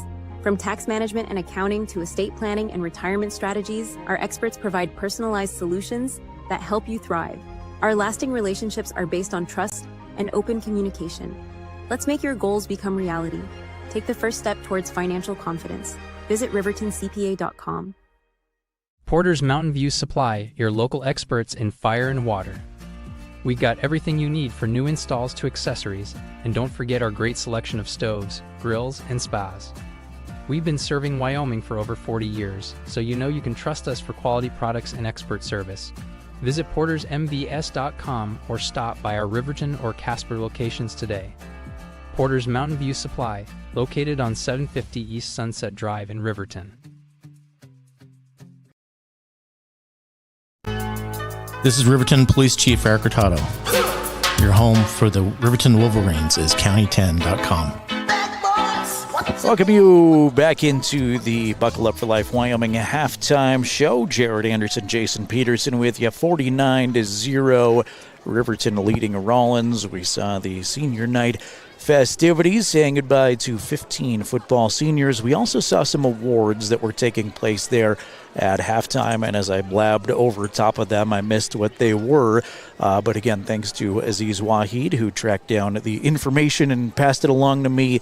The John Hirsch Award, which goes out at the end of the season every single year, goes to a senior, and basically this is someone who was played from Riverton junior football all the way through to the Wolverine football team, and they award two seniors who have consistently shown perseverance, determination, and humility for their success on and off the field.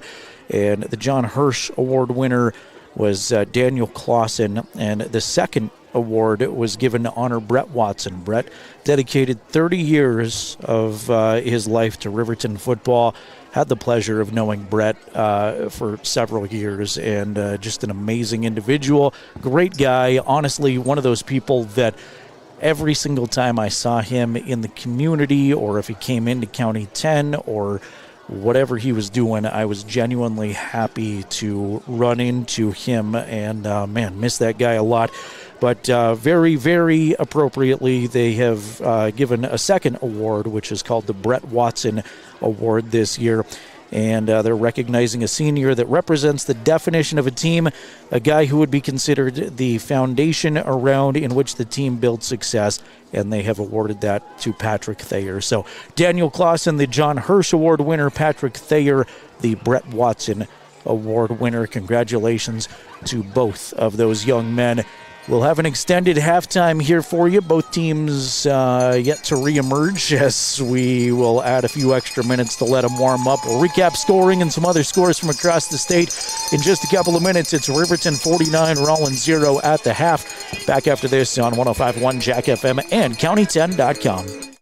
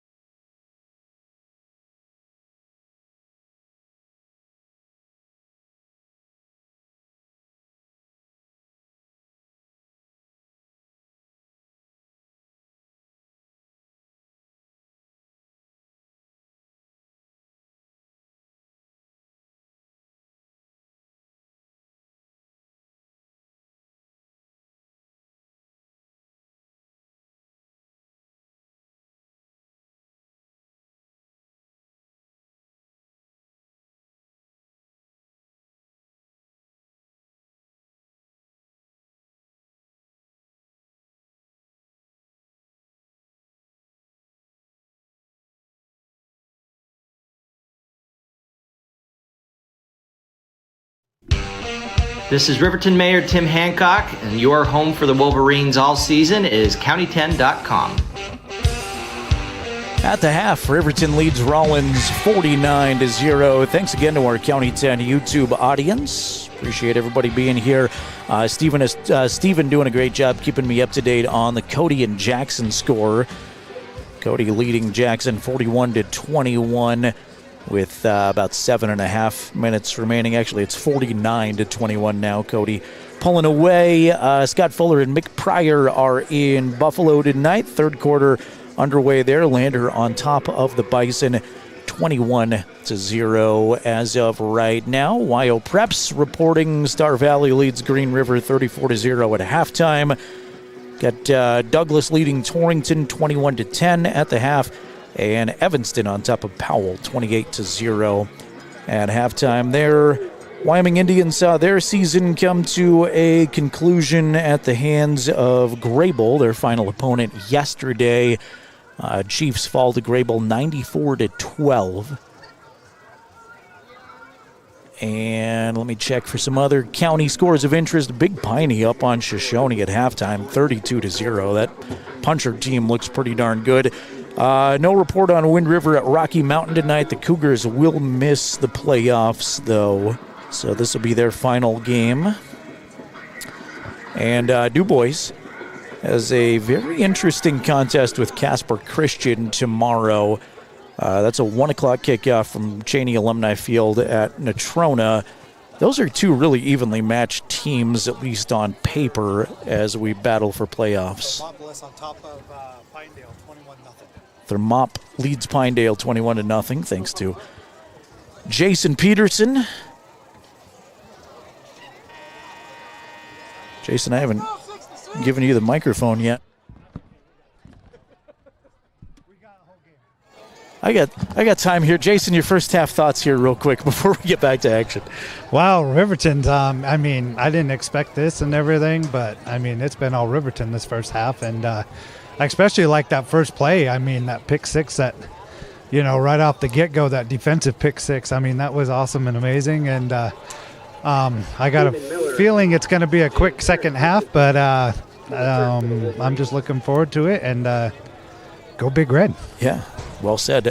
We expect a running clock here in the second half. We also expect Riverton to continue to sub down, and that's what it looks like here on the start. Is, again, just about everybody out there, at least that I can see, looks like everybody is a JV squad member for the Wolverines.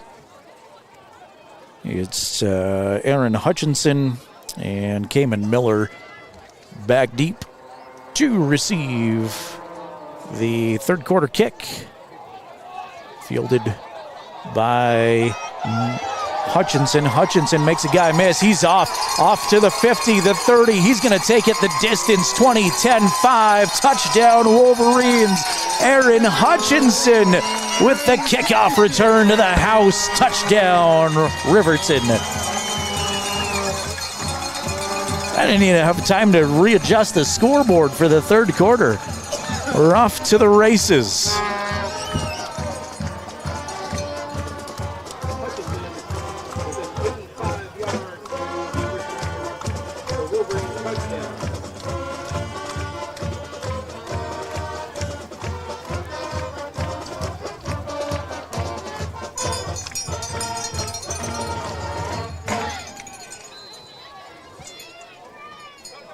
Interesting here. Riverton looks like they're going to bring on a backup kicker.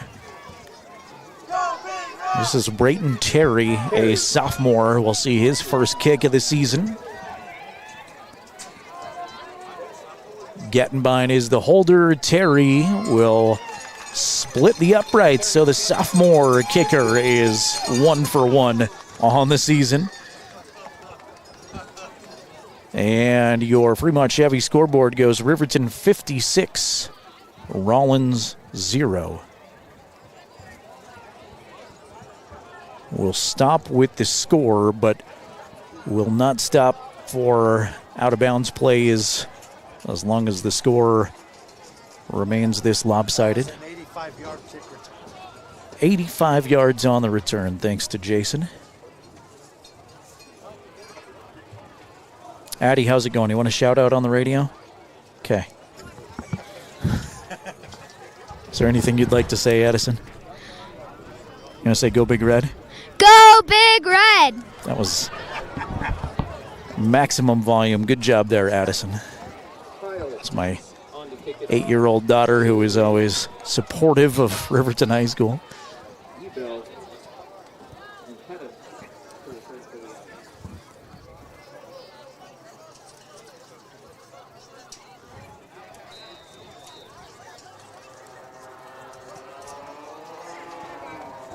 Low line drive kick, fielded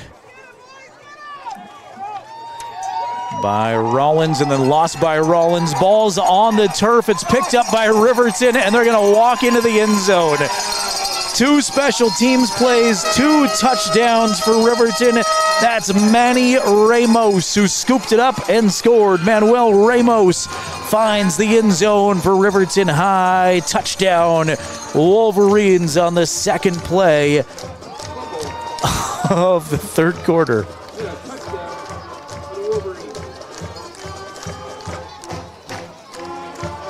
See Brayton Terry come on for the extra points.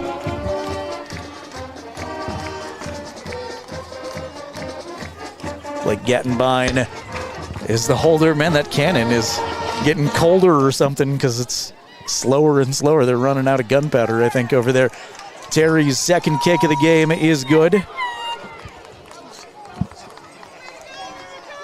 We're going to give the microphone to another young fan here. Annabelle Rosenthal is with us. Go Big Red! Go Big Red! Very well done, ladies. Thank you. Thank you for making an appearance, Annabelle and Addison.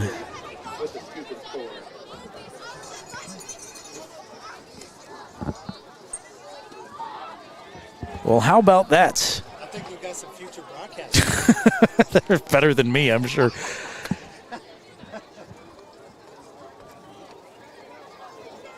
Two special teams plays. We haven't ran a play from scrimmage, and Riverton has scored 14 points this quarter. I don't know if I've seen anything like that. Aaron Hutchinson returned the kick 85 yards for the touchdown. We've only played 27 seconds. Only 27 seconds has elapsed, Jason says. 2 kicks and 2 touchdowns, a fumble and a kick return. We'll see what happens on this one. Rawlins fields it. Returner is smothered out over the 20-yard line. There's new players on the field all over the place. Aiden Walton. No, that was not Aiden. That is a player I don't have in the Rawlins roster. May have been Jorge Ferrales.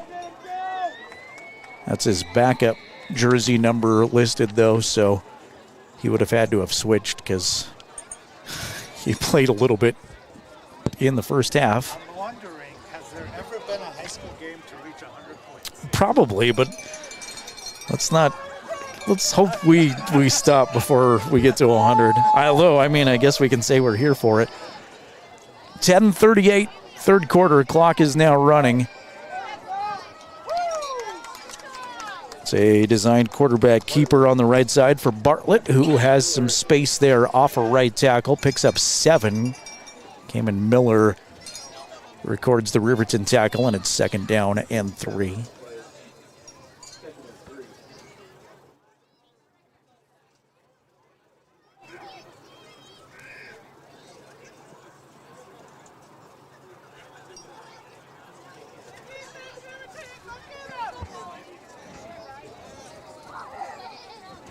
Bartlett goes under center, hands on a misdirection to Green.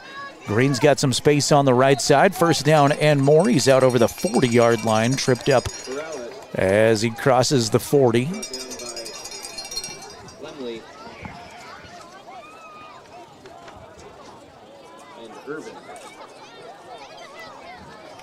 Camden Irvin there on the stop.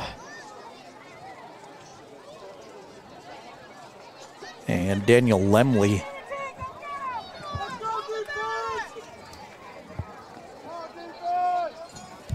Bartlett under center this time, I formation, 2 receivers out to the left side.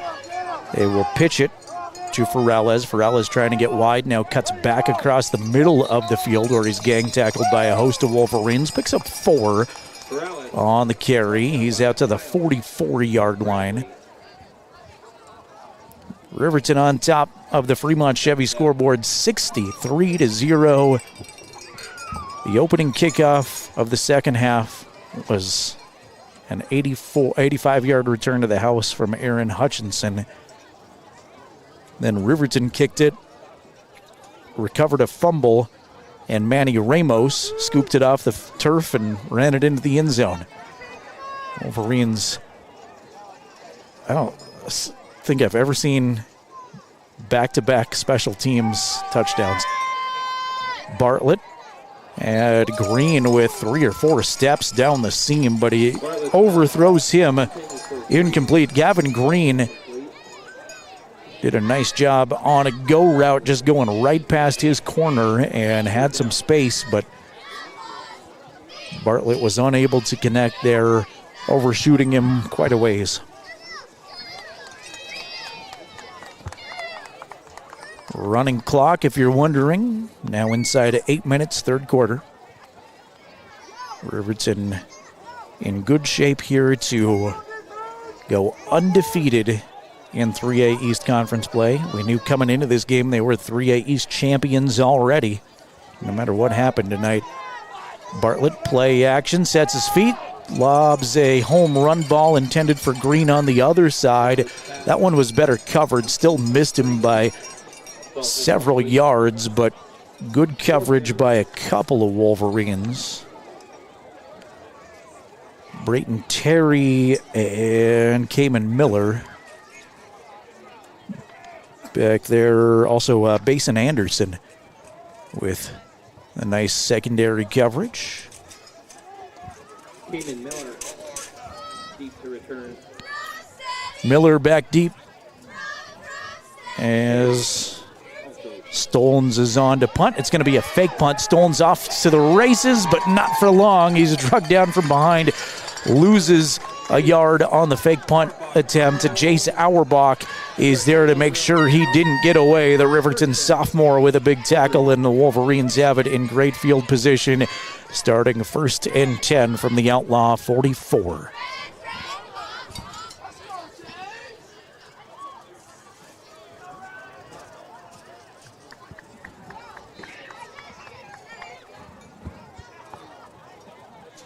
As Jason said at the Buckle Up for Life Wyoming halftime show, this should be a pretty darn quick second half here with the clock moving along on senior night at Riverton High School. Does not necessarily feel too much like senior night, knowing we're back here 7 days. 6 o'clock kickoff, Riverton hosting the Green River Wolves. Brayton Terry is in at quarterback for Riverton. He's third on the varsity depth chart. Jet sweep. Going to go for quite a ways here for Aaron Hutchinson. Man, Aaron is quick. There is a flag on the field, but Aaron down to the 14. We'll see this thrown in the defensive backfield of Rawlins, but I still get the impression it might be coming back, and it will. Preliminary indication is a Wolverine hold. Fun to see these kids that are already excelling at the Froshmore and JV level, but these are your future Riverton varsity stars out here right now. And I know Rawlins is down. I know this is a lopsided game, but having varsity experience of any kind is so valuable for these kids going forward. Tight formation here, Terry under center.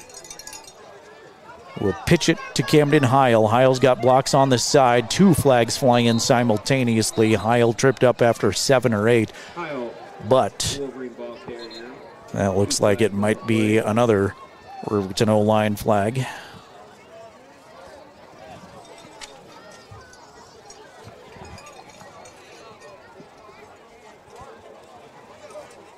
Clock temporarily stops on the penalties, and it's another hold on that Wolverine offense. So Riverton successful when they run plays, but now going backward on penalty yards.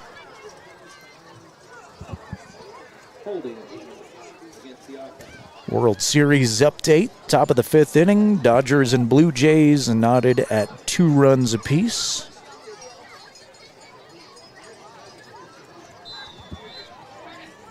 Ball all the way back to Riverton's own 36-yard line. Pull out the expression that I rarely use. First and a country mile. First and 30? Feels like it's more than 30. That's what they've got on the scoreboard. Misdirection handoff to Hutchinson. Hutchinson is thrown backward. Forward progress for a yard. Cody leads Jackson 48-21 fourth quarter. Star Valley on top of Green River 40-0 in the third. Lander still leading Buffalo 21-3 in the third quarter. Douglas on top of Torrington 28-10, and Evanston shutting out Powell so far 28-0. Your 3A scoreboard across the state. Second down and forever for the Wolverine offense. Ball on their own 37-yard line. Tight formation. Two behind Brayton Terry. Terry gives it to the second guy through. No, he doesn't. Play action fake. Will connect with a receiver who's hit immediately. That's Camden Irvin, who actually came out of the backfield. Irvin will hang on after taking a big shot. Picks up 6 on the reception.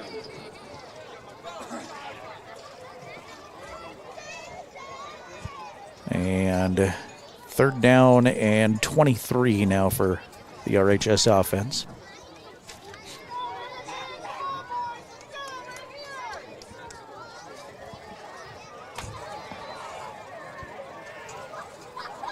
Wolverines bunched up on the left side.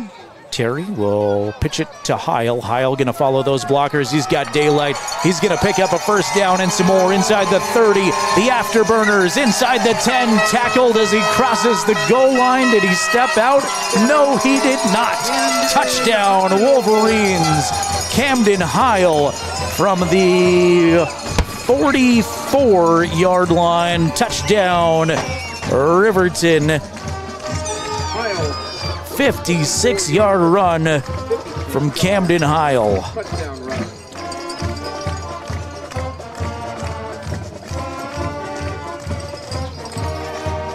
Terry's on for the point after touchdown to try to put Riverton up 70-0. First, Coach Lenhart wants a timeout, though, not ready to go on the extra points. So right now 69-0, Riverton leading Rawlins on the Fremont Chevrolet scoreboard.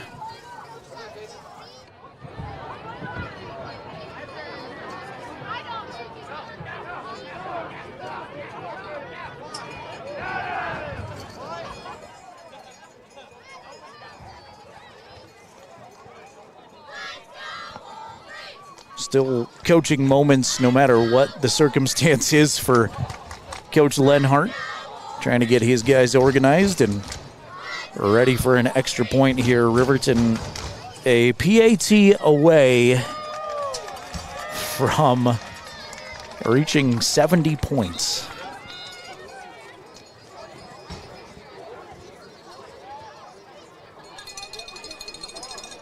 I'm going to have to go looking stuff up here in a second, Jason. I know what you're thinking. I know it's the same question that you've asked me twice this year, and I'm going to go double check. Oh, did I ask you already once? Camden Heil is on for the extra point this time, and he is good. So Camden Heil with the big run and the kick, and it is now Riverton 70, Rawlins 0.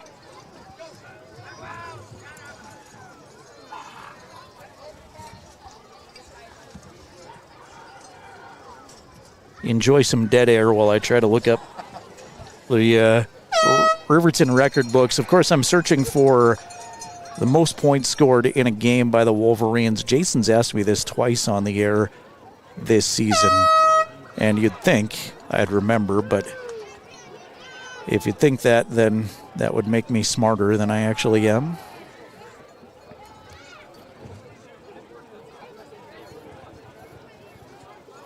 I've got a point total that I have in my head, but I don't want to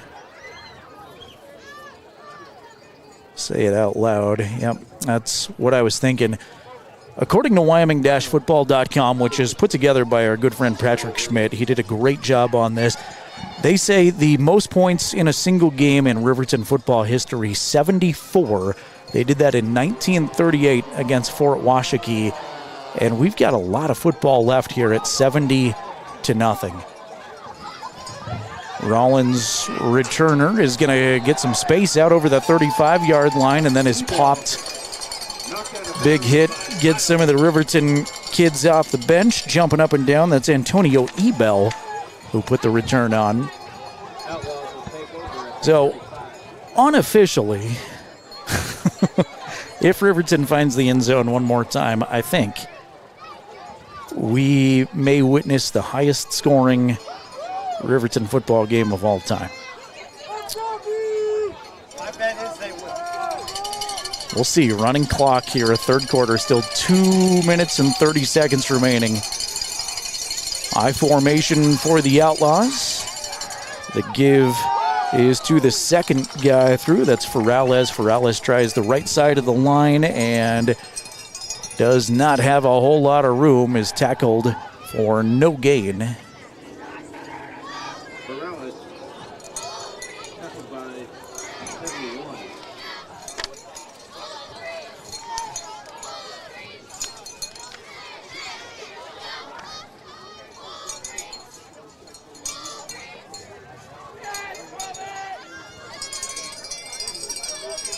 Patrick Thayer, Joseph Friday out there making plays for the Wolverine defense. And somebody, of course, I don't have in my roster out there too.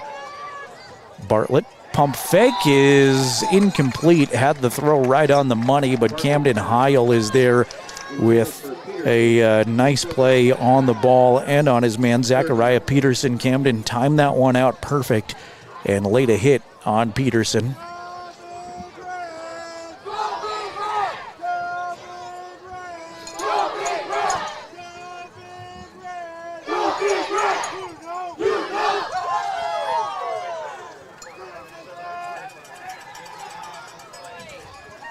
Linda, I agree with you. I don't think Fiona is dressed in this game, but that would be a lot of fun. She has the jersey on, but not the pads.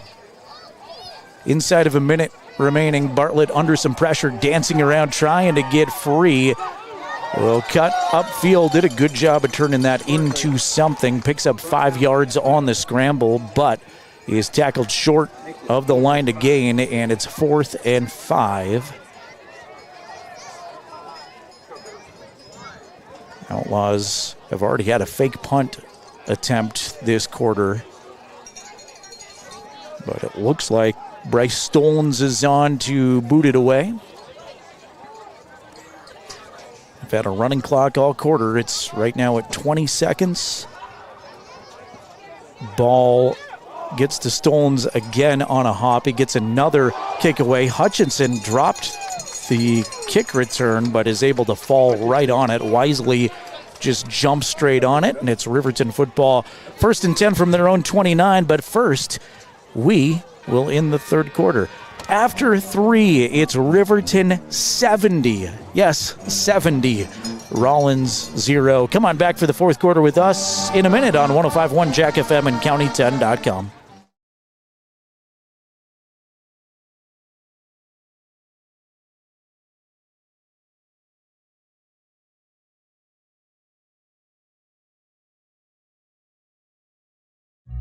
Everyone has a ritual, that small thing to keep us focused. A habit we never skip, to clear our minds and elevate our performance. But what do you do to keep your head in the game? To drown out the self-doubt and support your mental health. Because being your best isn't just about taking care of your body. It's about taking care of your mental health. Discover the resources that you need to keep your mind focused and your mental health a priority. I'm Winslow Friday, Director of the Wind River Intertribal Council Department of Transportation. It makes me and my crew happy when you buckle up. It just might save your life. I'm gonna get us home. Buckle up for life, Wyoming!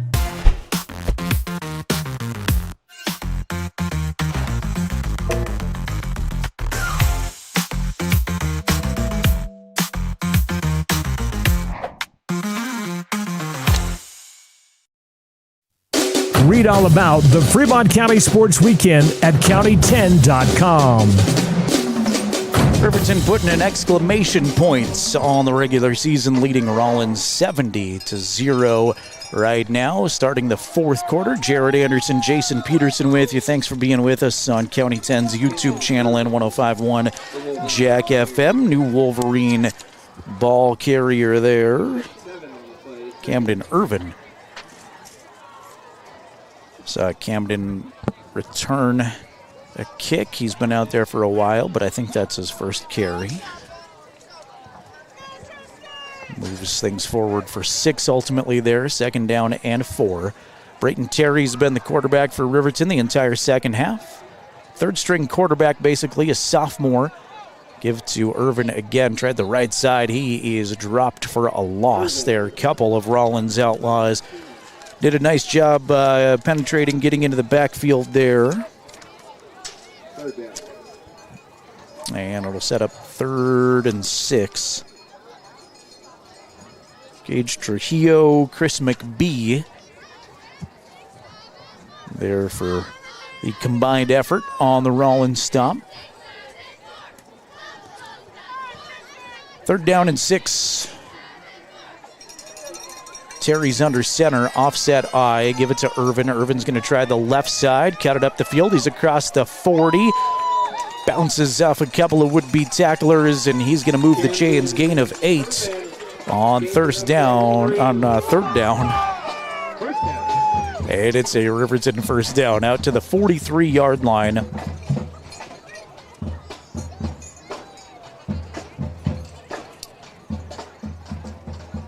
At some point, you got to stop rooting for points because you feel bad for Rawlins, but it would be fun to see a record. And again, unofficially, according to Wyoming-football.com, Riverton is 4 points away from tying their all-time game record. 74 points was the most they've ever scored, according to them. Flag flies in after the play. The give there was to Irvin again, who tried the left side and finds 6 yards on 1st down. We'll check the laundry.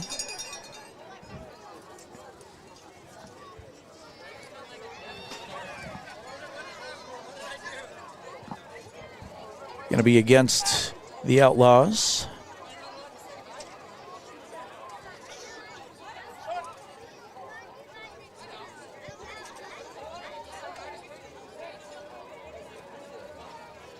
See.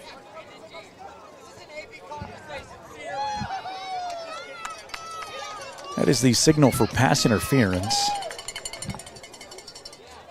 Unnecessary roughness against the defense. We'll go unnecessary roughness, apparently, against the defense. It's going to be a 15-yard variety, so the ball's going to move all the way into Rawlins territory to the 41-yard line.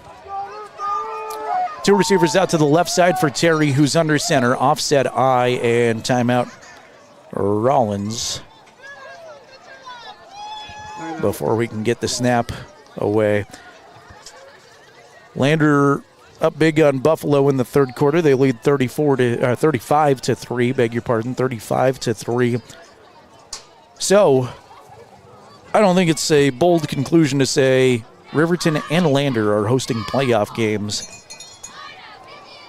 A double dip of Fremont County playoff action. You can watch them both on County 10's YouTube channel this year.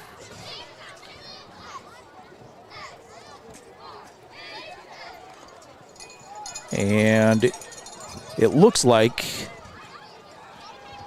Lander will host Jackson in the 1st round. We already know for sure Riverton welcomes in Green River. Halloween night, 6 o'clock. I know it's Halloween. I know people have things to do, but man, come pack the stands and cheer on your Wolverines next Friday. Like I said, bring your costumes, bring your craziness, bring your kids, have some fun. Hit some of these earlier trunk or treats. Maybe we can get some of the neighborhoods to flip those trick-or-treat lights on a little earlier and get that done so that everybody's here at 6 o'clock ready to cheer on Big Red. 9:34 still to go in this game. Riverton up 70-0. Misdirection handoff. Short gain for Price Wigington. First carry in varsity action of the season for sophomore Price Wigington.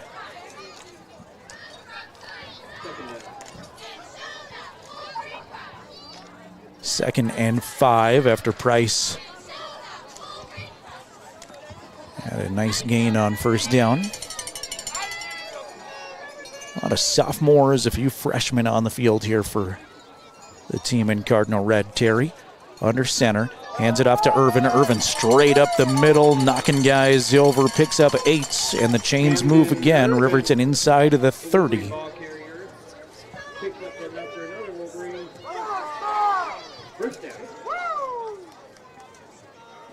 Thank you to our chain gang over there, Larry Wigington, Bill Esposito, Mike Bradley.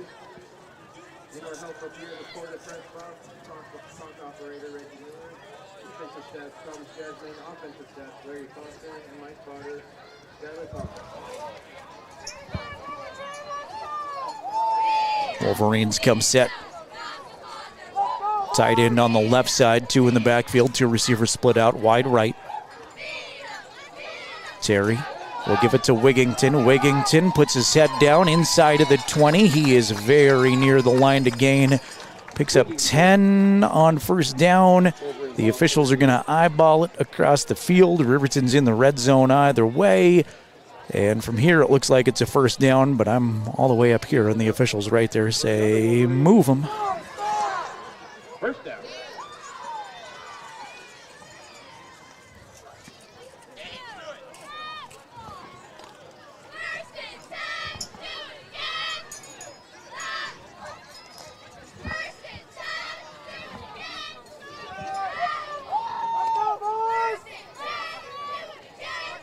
Two in the backfield, 2 out.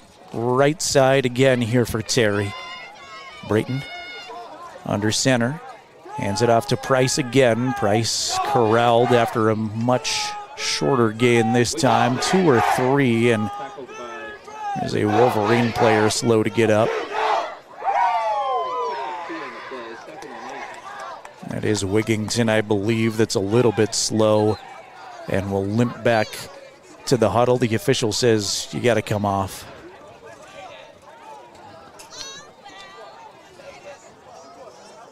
And Camden Heil is on for Riverton.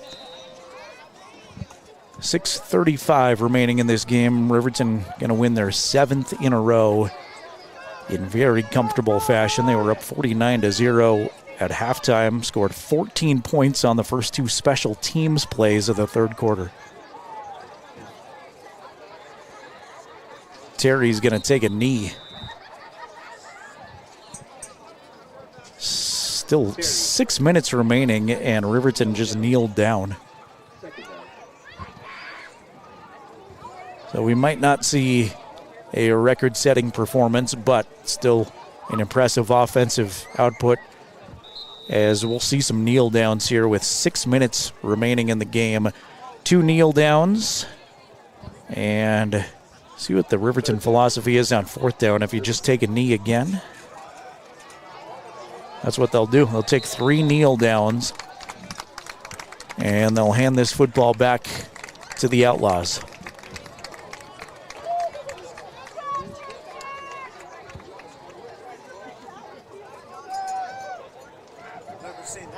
So Coach Lenhart showing some class and letting the clock continue to roll. Turnover on downs sort of voluntarily there, with Rawlins taking over 1st and 10 from their own 24. And again, I know this comes across as condescending and patronizing, and that's not the intention at all, but give tons and tons of credit for these Rawlins kids who show up every single week. They have not had success on the football field this season in a lot of ways. They've had a couple of decent performances, but obviously winless on the season, have been outscored by a lot, and they still show up and work hard every single practice and every single game, and they've made it through their entire season with a short staff and a lot of kids that are underclassmen that get beat up every single week. Garcia took the pitch off the left side, 4 yards. We're moving to about 4 minutes remaining in this game. Well, it's not going to be the all-time most points in a Riverton football game. It does not look like, unless something crazy happens on defense, but it is pretty darn close. And the 3A East Conference champions are going to go undefeated in conference play.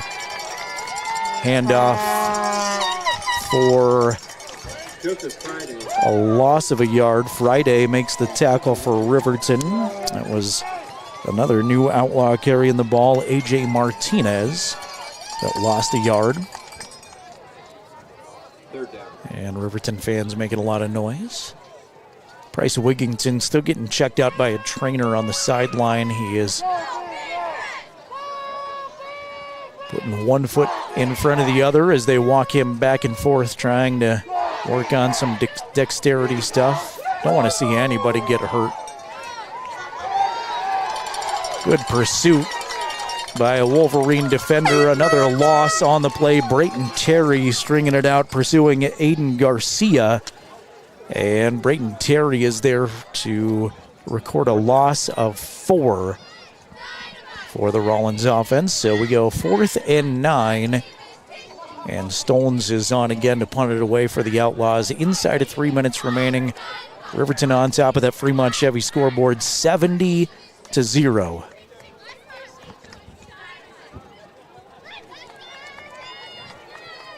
And this punt may be...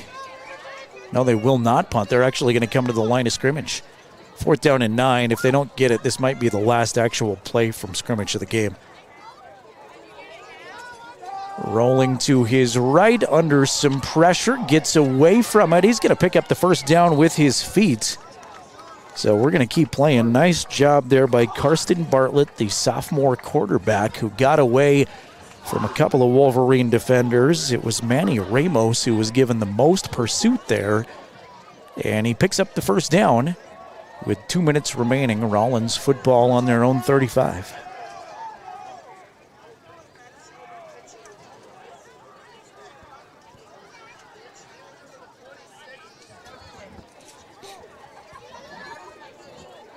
This Rawlins sophomore class, I'm told, is really good. So I think there's brighter days ahead for the football program, and they've been very good at some other sports. They won a basketball championship not far ago. It was 3 or 4 years ago they won a basketball championship. Their boys did. That was a really fun team to watch and get to do some of their games at state. Hand off to Morales. He will move things forward for a gain of 6. Down to the last couple of plays here.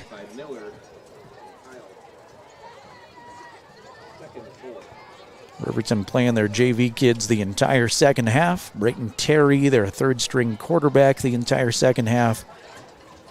And rolling to a big senior night victory on a night where we say thank you to 15 senior football players who have meant a ton to this program. And some of those kids, the names that you don't hear very often, those are the kids that show up and practice every single day and are out here playing every single week. They're putting in some JV time as seniors. Handoff right side goes for about 5 yards, and that could be the last play of the game. Garcia is going to move the chains one more time. Clock won't stop with the moving clock, and Rawlins is, I think, content to just let time expire. The season will end for the Rawlins Outlaws, and the Riverton Wolverines pick up their 7th win in a row. The 3A East Conference champions finish unbeaten against 3A East opponents. Your final score tonight, Riverton 70, Rawlins 0. Coming up, the Bailey Tire Pros post-game show. We'll get the victorious head coach up here and tell you how we got to 70-0. Plus, we'll take one more look at some of the other scores from across the state of interest. You have been watching the Wolverines on your home for Riverton football all year long. County 10's YouTube channel and listening to them on 105.1 Jack FM. Back with the Bailey Tire Pros post-game show in just a couple of minutes.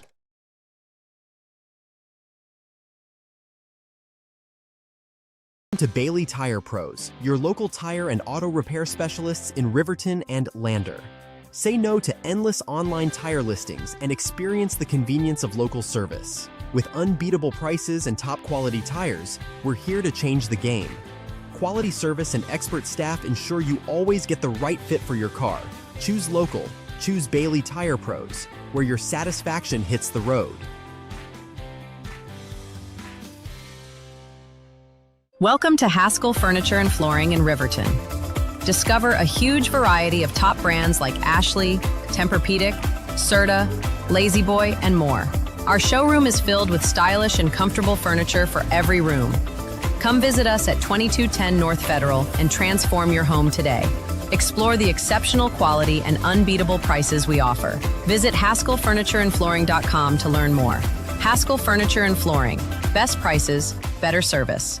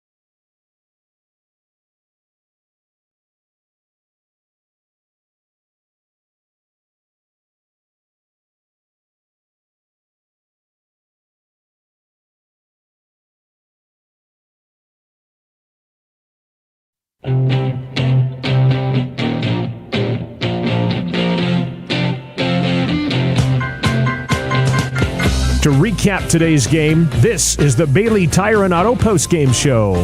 Here's the voice of Riverton Sports, Jared Anderson. Wow, what a final score here from Wolverine Field. I feel like Dave Walsh channeling the score, the score. 70-0, Riverton getting it done over the Rawlins Outlaws. And again, I know it's been a difficult season for Rawlins. They finished the year winless, but kids show up every single week and put the effort in. So hats off to those young men putting in the effort. But, man, this Riverton team is something this year. They finished 3A East Conference play undefeated, knocking off all of the conference opponents. Of course, the only blemish this season was week 1 against Cody, and if all goes according to plan and you keep advancing, you might have the opportunity for a rematch against Cody. Not to look too far ahead, but they will be on the same side of the bracket, it looks like, with Riverton. We know first things first, Riverton will host the Green River Wolves in 1 week. It's a Halloween night game, 6 o'clock playoff game. I understand people have stuff going on at Halloween, but arrange some early trick-or-treating, maybe some late trick-or-treating. Do what you got to do there for your Halloween festivities, but I would love it if we had a packed crowd ready to go to cheer on Riverton High School.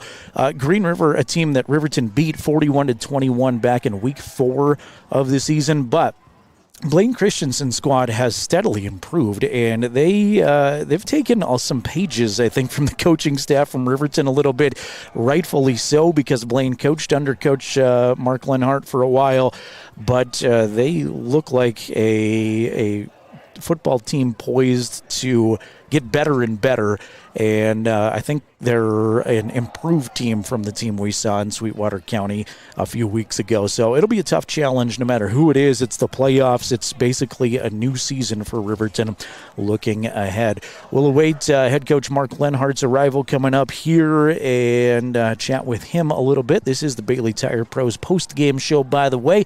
Thanks to Bailey's all over Fremont County. They've got pit stop locations, 3 of them right here in Riverton and 1 in Lander. They are your Tire Pros, and as we roll into the fall and into the winter, tires are a necessity. You got to have tires, number one, if you want to go anywhere, but you got to have good tires if you want to get around Wyoming. This time of year, and the Tire Pros at Bailey's can help you with that. 70-0, Riverton knocking off Rawlins. We'll try to get into the scoring summary here as we await the coach. First quarter, it didn't take long for Riverton to find the end zone. Less than 2 minutes into the game, 10-15 remaining first quarter. Caden Liebrick had a pick 6. The play started at Rawlins' own 16-yard line. Liebrick intercepted the football at about the 5 or 6 and ran it into the end zone. From there, the 5:55 mark of the first quarter was Hunter Saltzgaver from 6 yards out. A little counter run where he found the end zone, making it 14-0 with 1:26 remaining in the first quarter. Camden Heil punched it in from 9 yards out. Second quarter scoring, first play of the second quarter, Hunter Saltzgaver had a 19-yard touchdown run, putting Riverton up 28-0. Was Peyton Larson from 9 yards out with 9:09 remaining in the second quarter to go up 35-0. Eric Smith had a pick 6 from about 40 yards out to make it 42-0. And with 3:22 to go in the second quarter, Larson had a touchdown catch from 12 yards out, 49-0. Coach, I get an awkward setup here for you. Got to make you hold that mic too. But Coach Mark Lenhart joining us on the Bailey Tire Pros postgame show. Riverton winning 70-0. Coach, obviously lopsided scoreboard efforts. How are you feeling after this one? I'm happy with our guys. I mean, we came out and did what we needed to do. I think that it was maybe beneficial that we did fumble, and they had a chance to score, and then we had to come out and play and stop them. And so you try and look at the positive to that. But, what the nice part was tonight, we were able to honor our seniors, and then our young kids played basically, the whole second half and then part of even the first half. So, anytime you can do that, get those young guys a lot of playing time on a Friday night, it's a way different atmosphere than it is in a JV game. And they did a lot of really good things. I mean, for them to put up 28 points of their own, with a kickoff return and then scoop and score, and then we scored 2, that was good for them. And I'm glad that, the future of our program was good in terms of that we were able to get them some looks. And then I'm also extremely pleased with, the fact that we got out of here healthy with no bang-ups. I mean, you just want to get to the playoffs healthy as possible, and then give yourself a chance, and we're there now.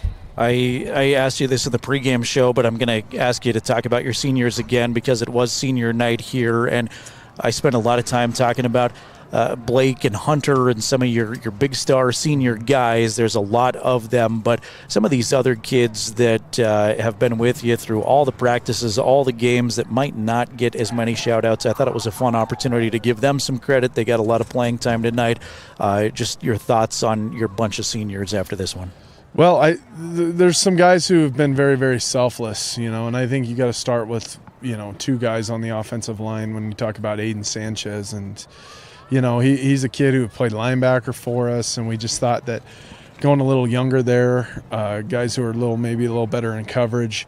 And he's pretty much just taken to the O-line role and then filled in for us as a D-line sub. And then Daniel Clausen has done a lot of the same things. And I think just what they did, I mean, when you think about how Daniel, played a lot of defense last year, and then he played center, and then we just thought that our team was better. After Carlisle got hurt of moving Nick to center, we kind of thought Nick was our 6th best offensive lineman. And then it was an easy move to move Daniel because he's got a little more size and really, really good football player. And so, those are 2 guys in particular that I think deserve a lot of credit.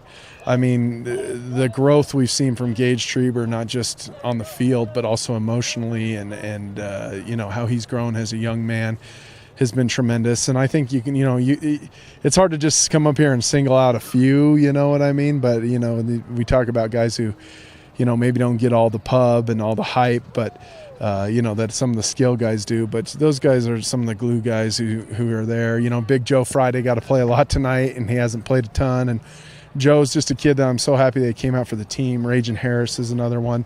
Jace Arbaugh, his main sport's wrestling, and he broke his hand, and he could have just thrown in the towel, and he chose not to, and he came back with a club out there, and he's playing, and he's on scout team. And this group of seniors is a special group of kids. In my 15 years of doing this is one of the best groups we've had in terms of just the parents have been awesome, the players have been awesome, and you can tell that they've really bought into what we've asked them to do. But I'm so proud of all of them. And, the playoffs are a funny thing, right? Like, we've seen 4 seeds come in here and win games against, I think, 2012, I want to say it happened, where Cody came in and beat Riverton. And then, you see it every year where there's some sort of upset. And I sure hope it doesn't happen to us. But I think it's important as a community, right? We have goals of wanting to go on and win a state championship. But I don't think we can look past the fact that these guys went 8-1. Gave Cody a great game for a good majority of it. And this is probably the best regular season we've had maybe since 2012, and maybe even better than theirs. I'm not 100% sure what their record was, but there's been a lot of really, really good things. And so I think it's important tonight to take some time before we get into playoff mode to focus on these seniors and then focus on the growth that we've made as a program just all together in general, and how full these bleachers are on Friday nights, and just the atmosphere around here from year 1 to year 3 has been amazing. And so kudos to the community and also to our parents for really buying in. Playing for Coach Linhart isn't always easy. You can ask all the players that sometimes. So, and the staff, it's probably not always easy to work with me either, but it's been really, really good, and those guys have been great. The culture has certainly flipped. As a longtime Riverton fan and a Riverton alum, it was down for a while, and it's been building. And to go undefeated in conference play, I know was a huge hurdle for you. Now we look ahead to the next week, and I know you want to enjoy this one a little bit, but Green River's the opponent. That's a team that's getting better. They're scary, and a team well. But it should be an outstanding atmosphere here at Wolverine Field next week. Yeah, I mean, Coach Christensen's done a great job, and I'm very proud of Blaine for what he's done. And, he took over a tough situation there, and then they've won 3 games this year. I'm not sure how that ended tonight with Star Valley, but up to this point, they'd won. And, for them to get in the playoffs, they're going to come up here and play with absolutely nothing to lose. And so we've got to be prepared for any of the tricks and the stuff that they're going to throw at us, because they're going to throw something at us that we haven't seen. And, Maddox, I call him Mad Dog Hintz. He's had a great season at quarterback for them. And Dax Taylor's, we've seen what he does. He's one of the best receivers in 3A, and he's always circled on your scouting report. So we've played him, but anybody who, like I tell you that term, rat poison, who feeds our players nonsense of what it was like the first time, every playoff game tightens up significantly, and I've been a part of being a 4 seed and taking a number 1 right down to the wire, and then I've been a 1 and terrified of playing a 4, and we have a lot of respect for Green River, and we know what's coming in terms of their preparation and their coaching and then the toughness of their players. They're a much more confident group than they were the first time we played them. All right, Coach, I'll let you get out of here, but congrats on a big win, a great regular season, and we'll look forward to doing it all over again next week. Yeah, and I just want to put a plug out there. I know next Friday night's Halloween night, but they've got parents bring the kids out. They're going to get more candy here than going door to door, I can tell you that. We've got a bunch of parents who are all set up to have them kind of do their trick-or-treating and have them be here at the football game. There's lots of Halloweens. I love that. I love that. Bring your costume. You can go extra crazy, dress warm, and kids are going to get candy regardless. So bring them up here to the game and have some extra fun. Exactly. All right, Coach. Thanks, Jared. Congrats. Appreciate it. Head coach Mark Lenhart joining us here on the Bailey Tire Pros postgame show. A very successful one again for Riverton, concluding this with a 70-0 win here. I got through the first half scoring before Coach came up. Let's quickly run through the second half scoring. Started with quite the bang, I guess, there in the third quarter. 2 special teams plays, 2 touchdowns. Aaron Hutchinson took a touchdown kick. He returned it 85 yards to the end zone. The ensuing kickoff was fumbled, and Manny Ramos scooped it up and scored, making it 63-0.